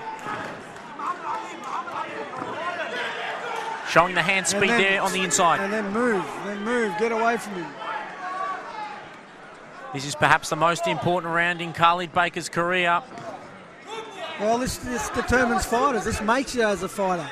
When you're down, you've been hurt, and you've got to make that decision which way you want to go. I think every fighter's had that thought, and sort of when they're doing it hard. So the former Victorian and Australian amateur champ Khalid Baker, can he get back to work here and finish off strongly in the 5th and 6th round? The tempo has slowed here in the 5th round. The Thai looks like he's getting a little bit tired. He's claiming a little bit more, pushing him around a little bit more. There's one point taken off him, which he was hanging on to him. So that's a desperate point that Khalid that needed, definitely.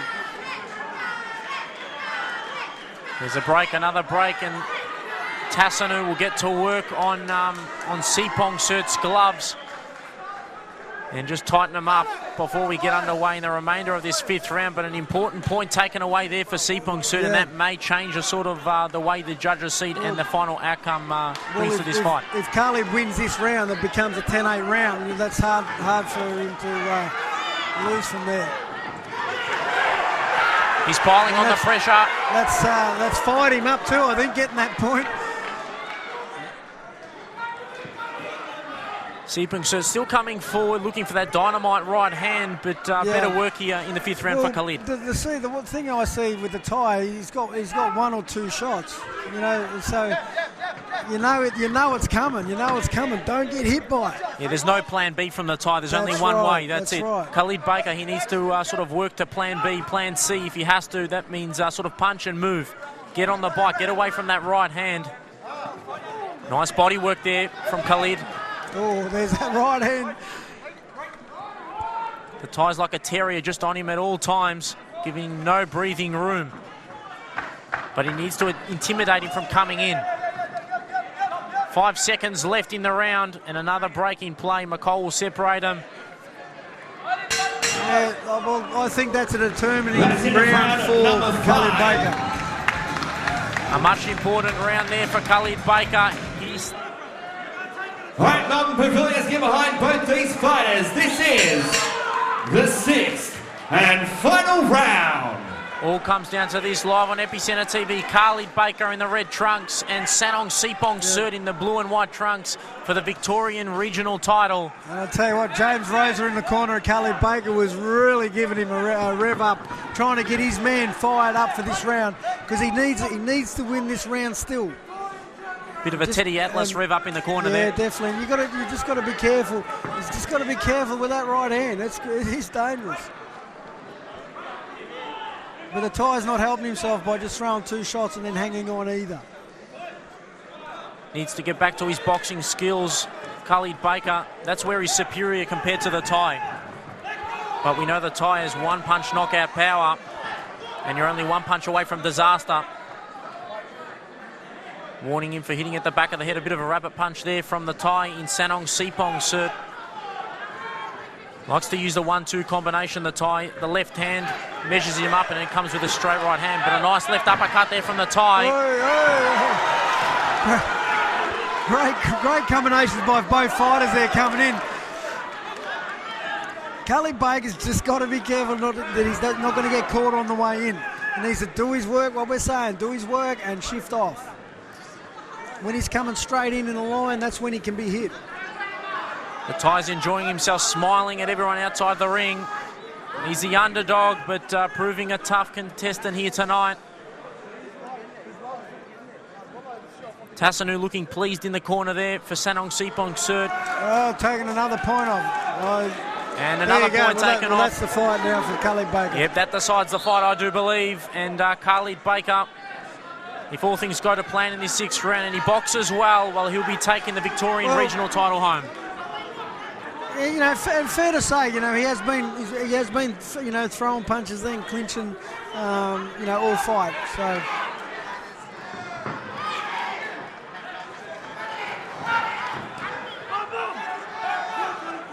On his toes, Khalid Baker. He's found another sort of gear, another step in his arsenal. Oh, there's a Muay Thai move.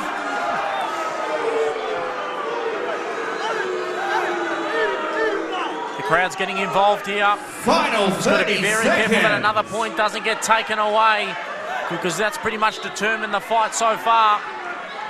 Khalid Baker, for me, will get the W. Seepongsert using some dirty tactics.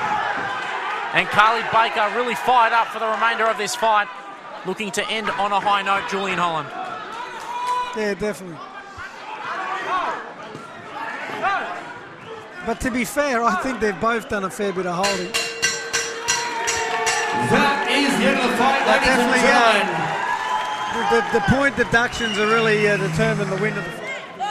Ladies and gentlemen, after 6 rounds of boxing, we've gone to the judges' scorecards.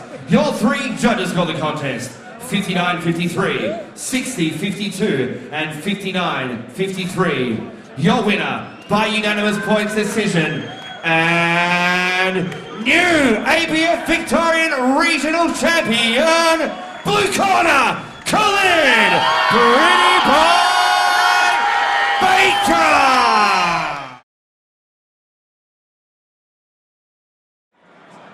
Ladies and gentlemen, your following bout is the main event of the evening. They'll be fighting for the WBA Oceania Light Heavyweight title. Fighting out of the red corner, Reece, Lightning, Papuni.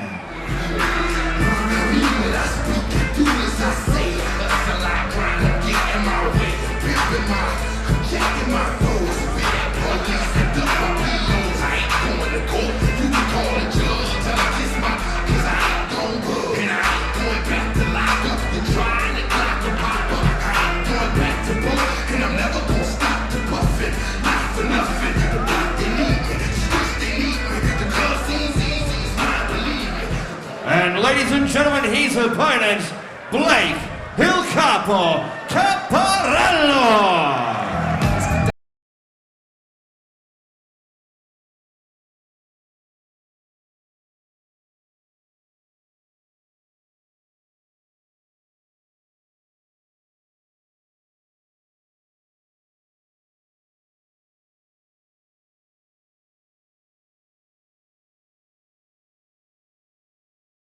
Ladies and gentlemen, can we all please be upstanding for the New Zealand National Anthem?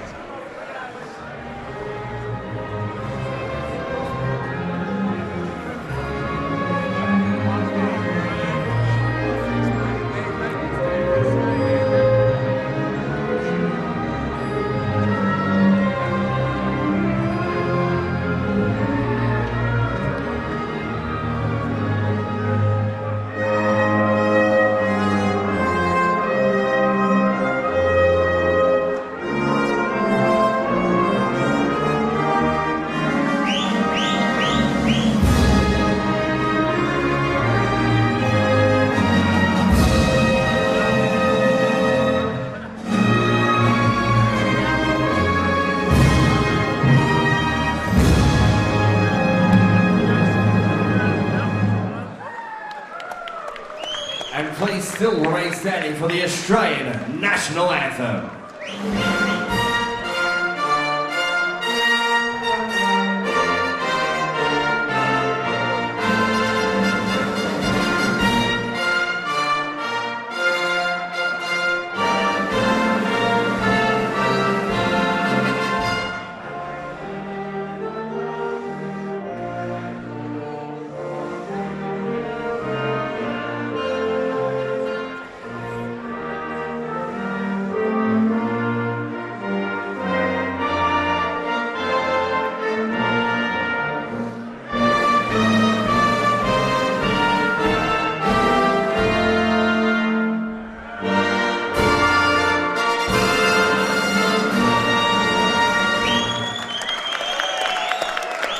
Ladies and gentlemen, tonight's fight is sanctioned by the WBA under the auspice of the Professional Boxing and Combat Sports Board of Victoria. Your WBA supervisor, Mr. Francesco Martinez.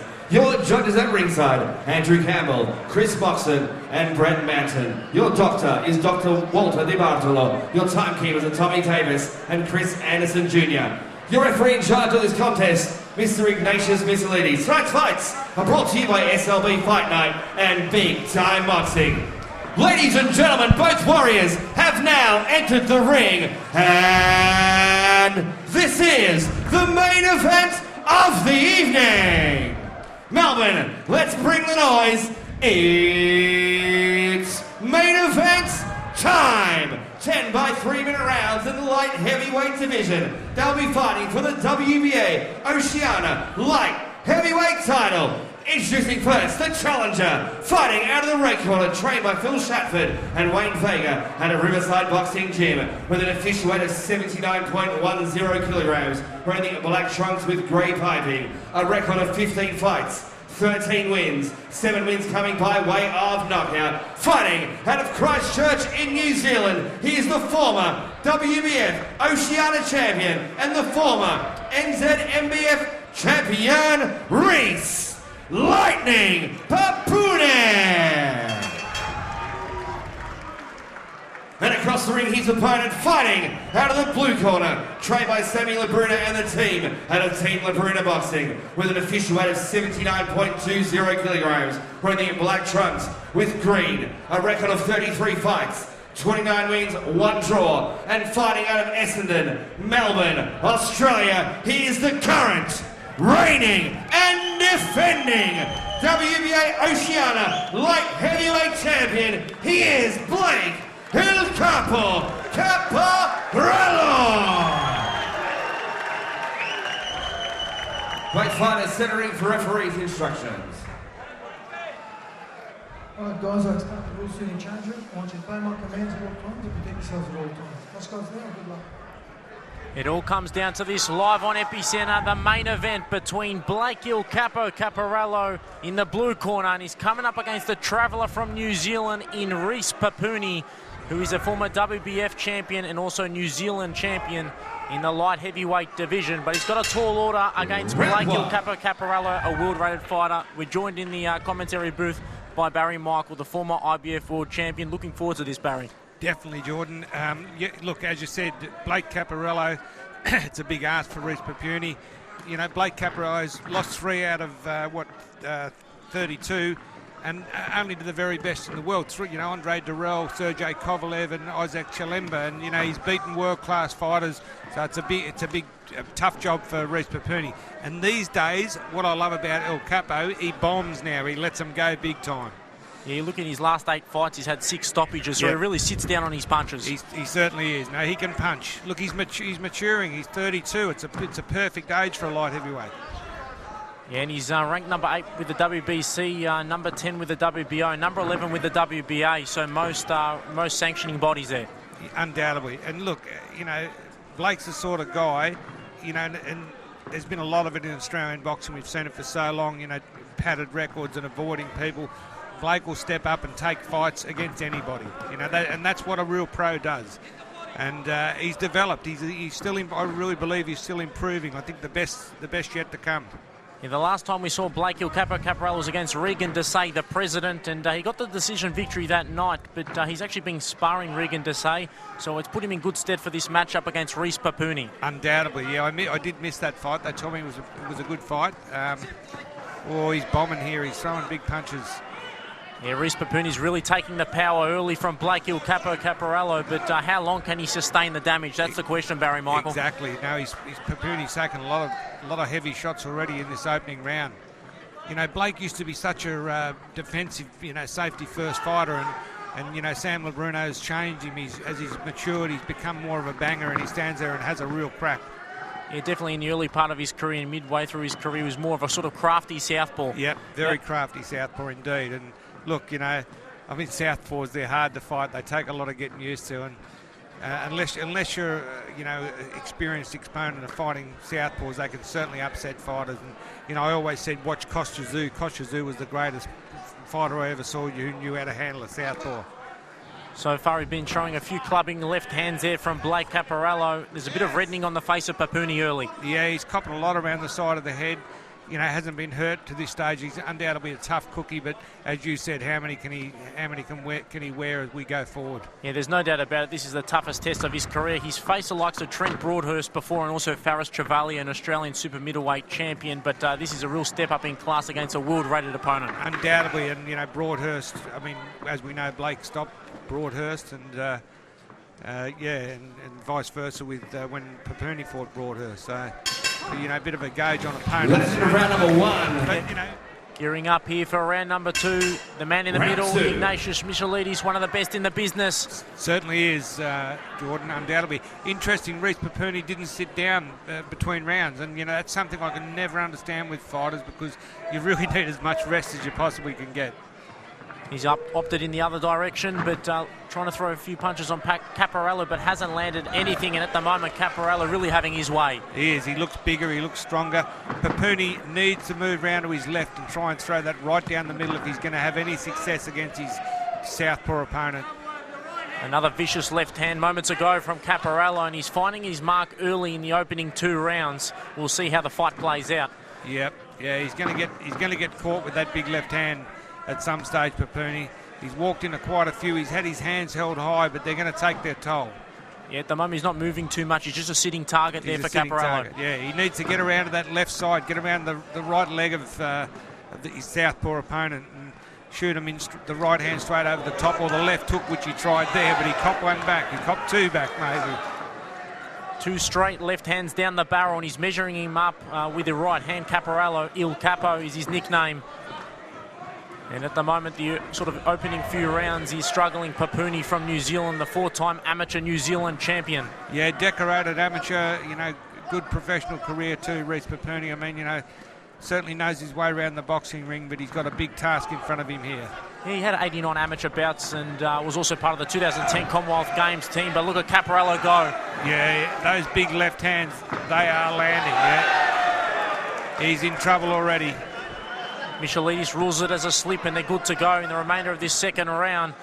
But Caperello really in cruise control, Barry Michael. Undoubtedly, doing it easy. He's look at that, he's unloading there, both hands. The left hand's landing with, time after time. He's got no answer for it, Reece Papuni, at this stage. And again, as he goes back, says, good right hand from Papuni. Good shots there. He thought he might have hurt Caperello, and he's unloading as the best shots he's got, but I don't think Caperello perturbed by that at all, Jordan. Yeah, that was the best flurry of attack there for Reece Papuni, but look at Caperello back on the job and really pushing his opponent towards the ropes, and Michelidis will separate both fighters. But yeah, that was definitely probably the best part of the fight so far for Papuni. Undoubtedly, it's going to take a lot out of him. He launched a big attack, but Caperello back. Papuni's legs looking a little bit wobbly to me. There's a timeout there from Ignatius Michelidis. Both fighters will go into the neutral corner, and the doctor will have a look at Papuni. And we'll just wait and see what happens here. But the doctor's coming here on the turnbuckle, and we'll just check Papuni out. But a good start so far for Blake Il Capo Caperello. Undoubtedly. What are we looking for? His knee? He's done something to his knee? I just think he was wobbling. I think he was on wobbly legs. Yeah, it looked like Papuni was on jelly legs. The doctor just had a look at his legs. Nothing much there. No, I think he thought he'd done a knee or something. Back to the action. And Blake Caperello really pushing Papuni backwards. 10 seconds left in the round. And you can see that Caperello means business here tonight. He certainly does. He certainly does, Jordan. Just based on what we're seeing here, it's a matter of time. Look, he has done his knee. He's done his ankle or his knee. Not good sign.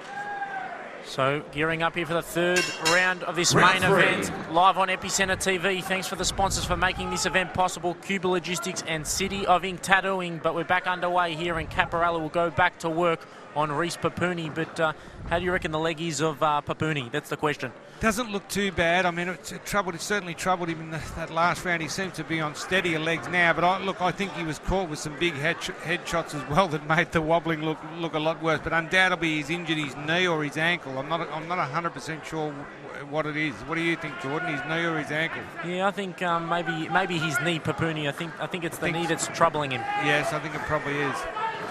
Papuni letting his hands go but not landing too much, and Caperello is just walking through those punches. Papuni lets some bombs go. He's got some power. I mean, look at that. There's good stuff from Papuni when he lets them go every now and then. But Blake's very tight defence-wise, just waiting, biding his time, waiting for his opportunity. Nice little short left straight through the middle there. Big overhand right from Papuni.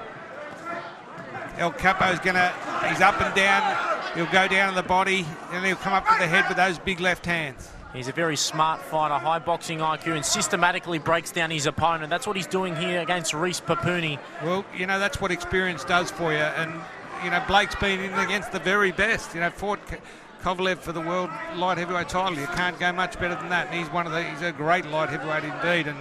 And Blake, actually scored a supposed knockdown against him, didn't he? So, that pretty good effort. Yeah, it was a first-round knockdown for Caperello against Kovalev, and he also knocked down Andre Durrell in the second round. Yeah, he did too, and that's a great effort. Andre Durrell, another great fighter. So he's here against Papuni, and this is more of a get-back sort of fight for him. Stay busy fight. You need those fights when you've been out for a while. You've got to have that activity, got to get the rounds. And Reece Papuni's turning out to be a perfect opponent because he's come here to fight. He's unloaded some bombs. He's a quality opponent undoubtedly. Oh, good body shot from Papuni there, right in the left side of Blake Caperello's body, but he didn't flinch. Papuni's biggest win of his career was against Robert Berridge, and we know Robert Berridge was a world title contender, so he's no slouch, Papuni. He's a tough customer. Undoubtedly. Robbie Berridge, I know Robbie well. We had him out sparring with Zach Dunn, a ripper bloke, absolute ripper bloke, and a tough cookie as well. Always would have liked to see him drop down in weight, Robbie Berridge. You see, he's just made a comeback recently, but a tough cookie indeed. So that's some of the names on Papuni's list, but he's got Caperello right in front of him, and it's going to be a tall order to get the W against Caperello here tonight. And for me, Caperello's really having it all his way. Undoubtedly, Jordan. He's just biding his time, Caperello. He knows that there's the right hook. Papuni took it well, but he's in trouble. He's taken a knee. He's in trouble. He's tasted the canvas for the first time tonight. Papuni, how will he recover?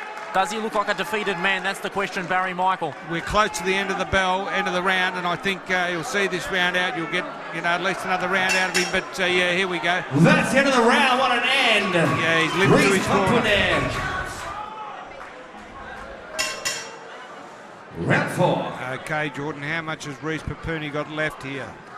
Round 4. Right on the bell to end the last round. He was in quite a bit of trouble. Can he recover, or could this be possibly the last round? Yeah, I do believe this could be the last round where really Caperello bites down on the mouth guard and unloads those bombs that he possesses, that left hand in particular. Yep. Yeah, no, he certainly bombed with that left hand now. Loads it up big time. He's just waiting for the right punch, Caperello. You can see in his eyes he's setting up something on Papuni. Yep. There's one, there's another one. Two vicious left hands. Trying to work down on the body as well, trying to chop the tree down in Papuni. But to be fair, Papuni's just standing in front of Caperello, and he's just really a sitting target all night. He is.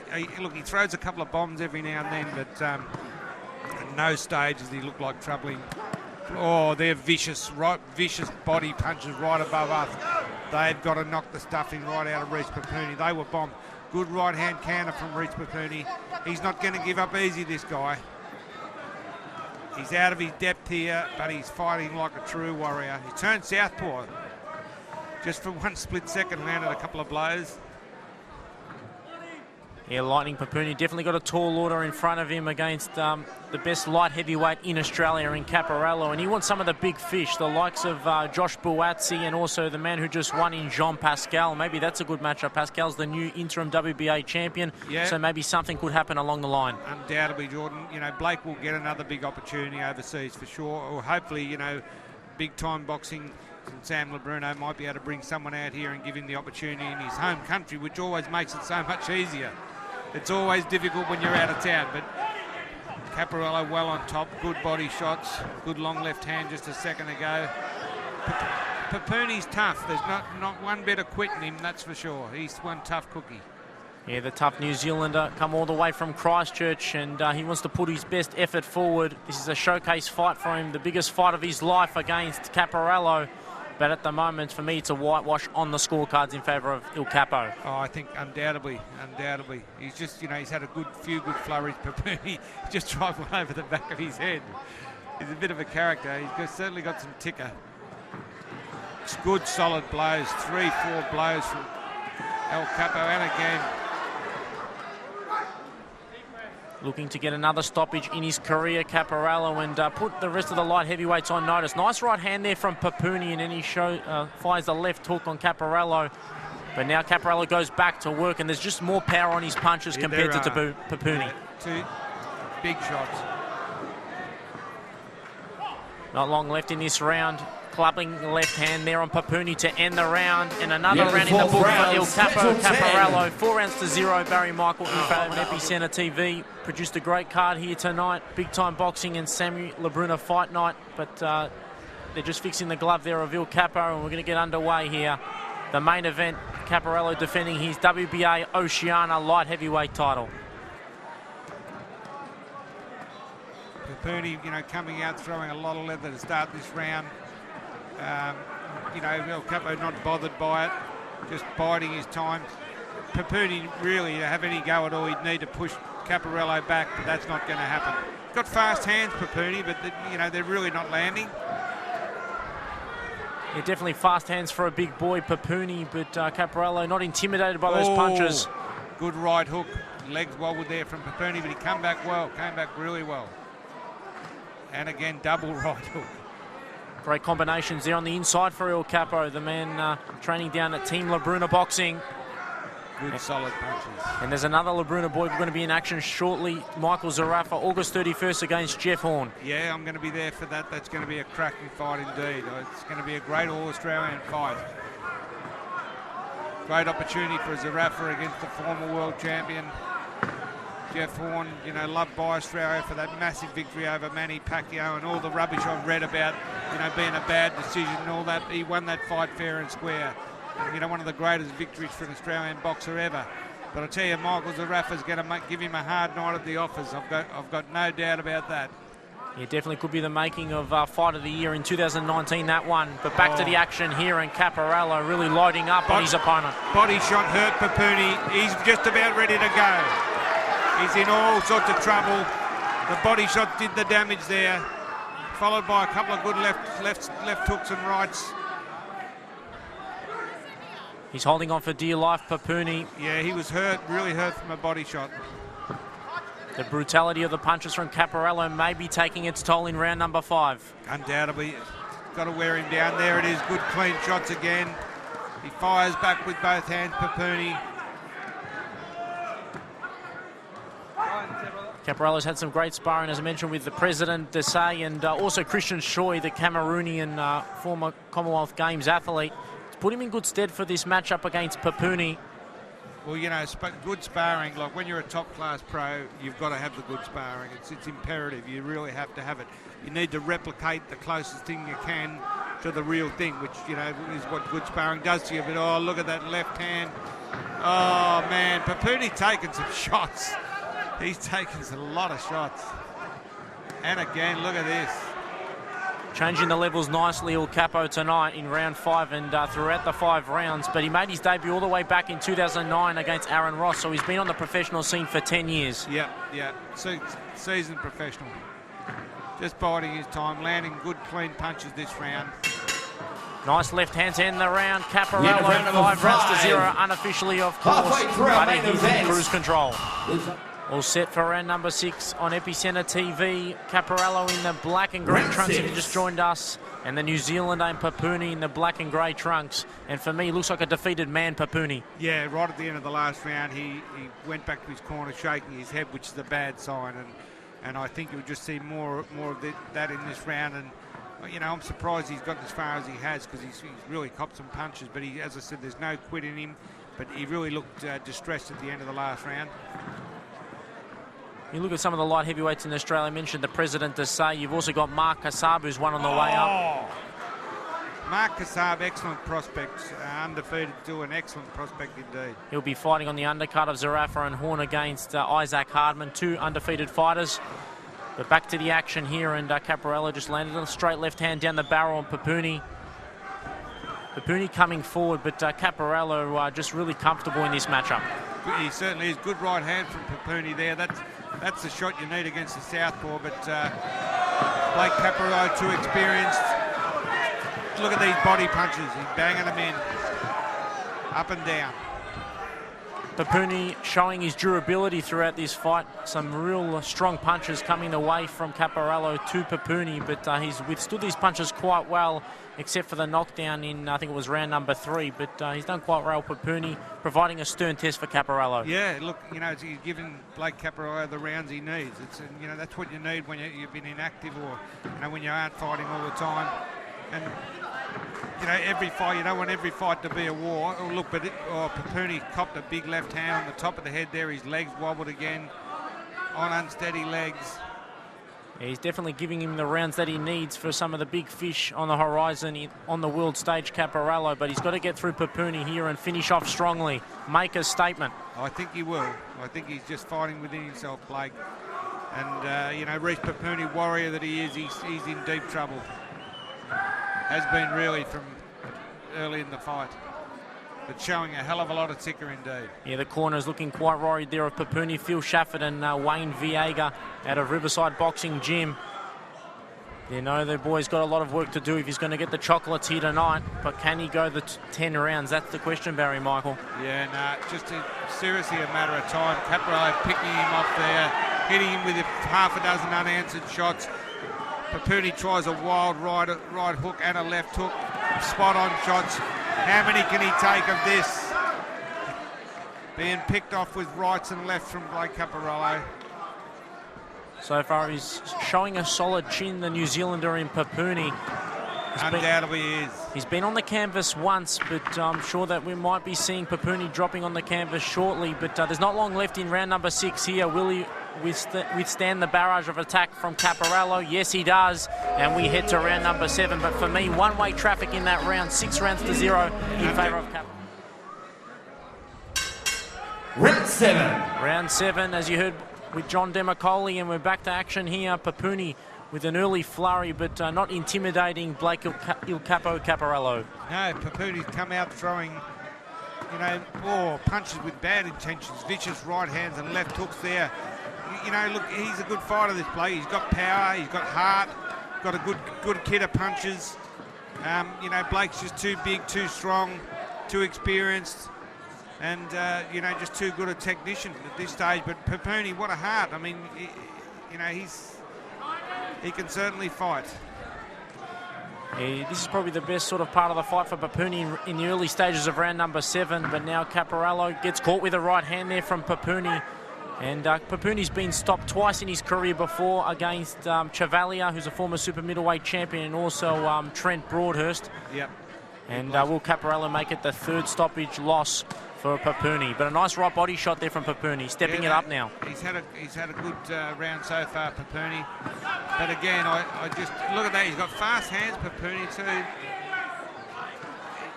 Every now and then he does some real good stuff. But again, I still just think it's just a matter of time. This is probably Papuni's best round for a while.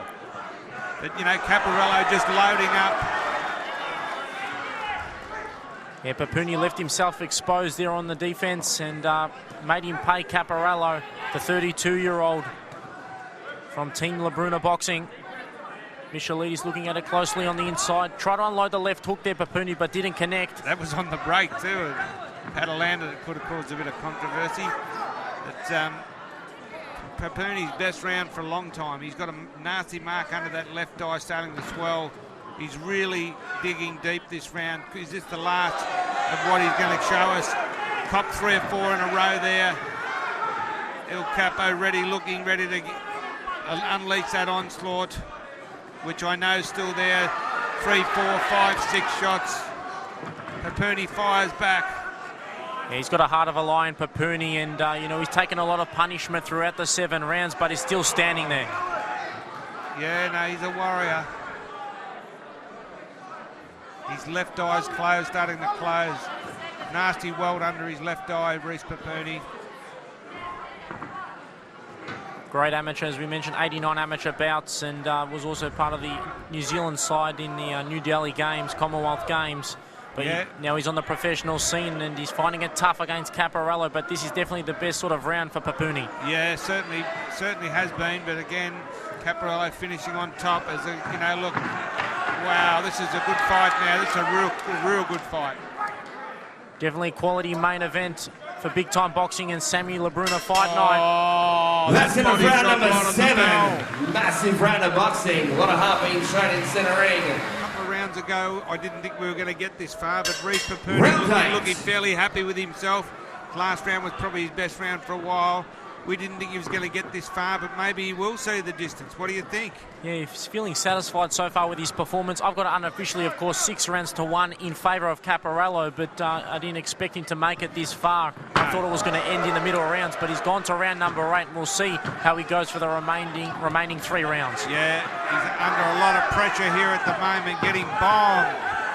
Right above us, getting bombed with both hands. Yeah, a lot of sweat coming off the head there of Papuni, and he's under a lot of duress in the early part of this 8th round. Undoubtedly is. Michailidis has been busy trying to break both fighters up in close. I reckon Blake ought to, go to the body a little bit more, because he really hurts him with the body shots when he lands them, and he's hurting him with the head shots too. You've got to give Reece Papuni credit. He has taken a lot of big shots and comes back with his own power shots. Yeah, didn't expect this much ticker from Papuni, but we're witnessing it here tonight. He's definitely a strong competitor, and we're going to see a little bit more of him. But on the inside, Caperello having some success with a few uppercuts and left hooks. Seriously, as early as about round 3, Papuni looked as though he was going to be out of there, but he's shown some incredible heart, fought back well. El Capo still dominating virtually every round. Maybe one to Reece Papuni, but mainly one-way traffic indeed. Well, it's turned out into more of a workout for Blake El Capo Caperello, and a tall order for him, but he's coming through with flying colours so far, but there's a little bit of a welt under the eye of Papuni. I think he's got a cut on the bridge of the nose now too. He's copping with his blood there. There's a cut on the bridge of the nose.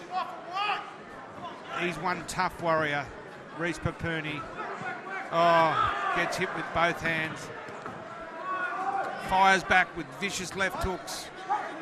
Definitely has a lot of power in his punches, but Caperello's just showing that he can walk through his punches. Papuni's had the 7 KOs to his 13 victories, so he's definitely got some knockout power, but Caperello just walking through unfazed by it. For sure. No, he's a strong, tough, seasoned warrior. He's Blake Caperello, and a smart fighter. He's a very, very high boxing IQ. Papuni waiting for the right punch. Didn't connect cleanly with that one, but a nice left hook there, and now Caperello comes back. This is a seesawing 8th round here, but Caperello stepping it up now. Yeah, no, it's still Caperello's way. Papuni, every now and then he has a good flurry, but in between he looks in trouble. He looks like a man in deep trouble, but just his facial expressions. But to his credit, as I said, he's a warrior, and there's no quitting him indeed. He's definitely fighting the fight of his life, and now Caperello goes. Oh, wow. What a finish to the round. It's Papuni lands over. a great shot. Caperello fired straight back.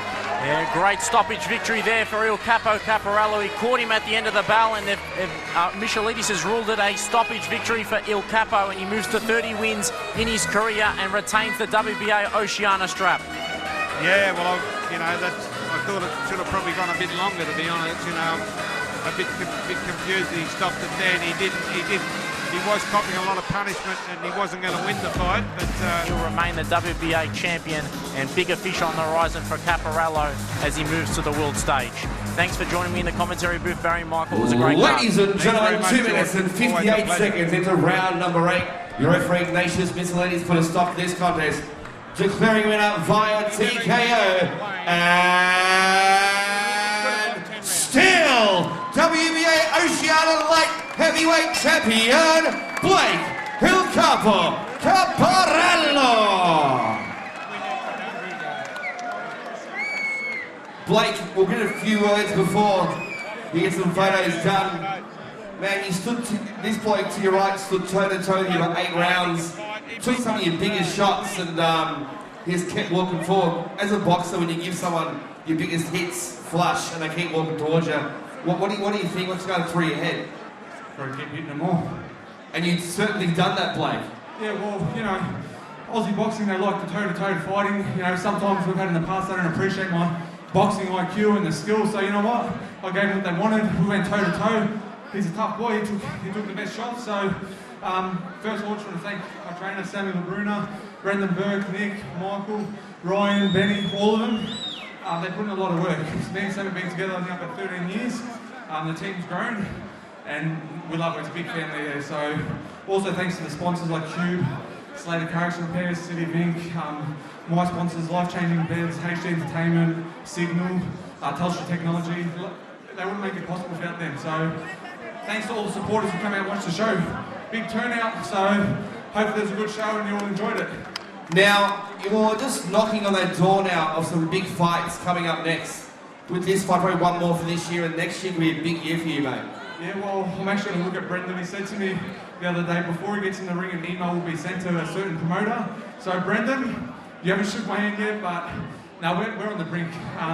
We have to keep fighting, but there's big titles like the Bivols, the Cullum Johnsons, the Beterbieves, the Bouts is coming through.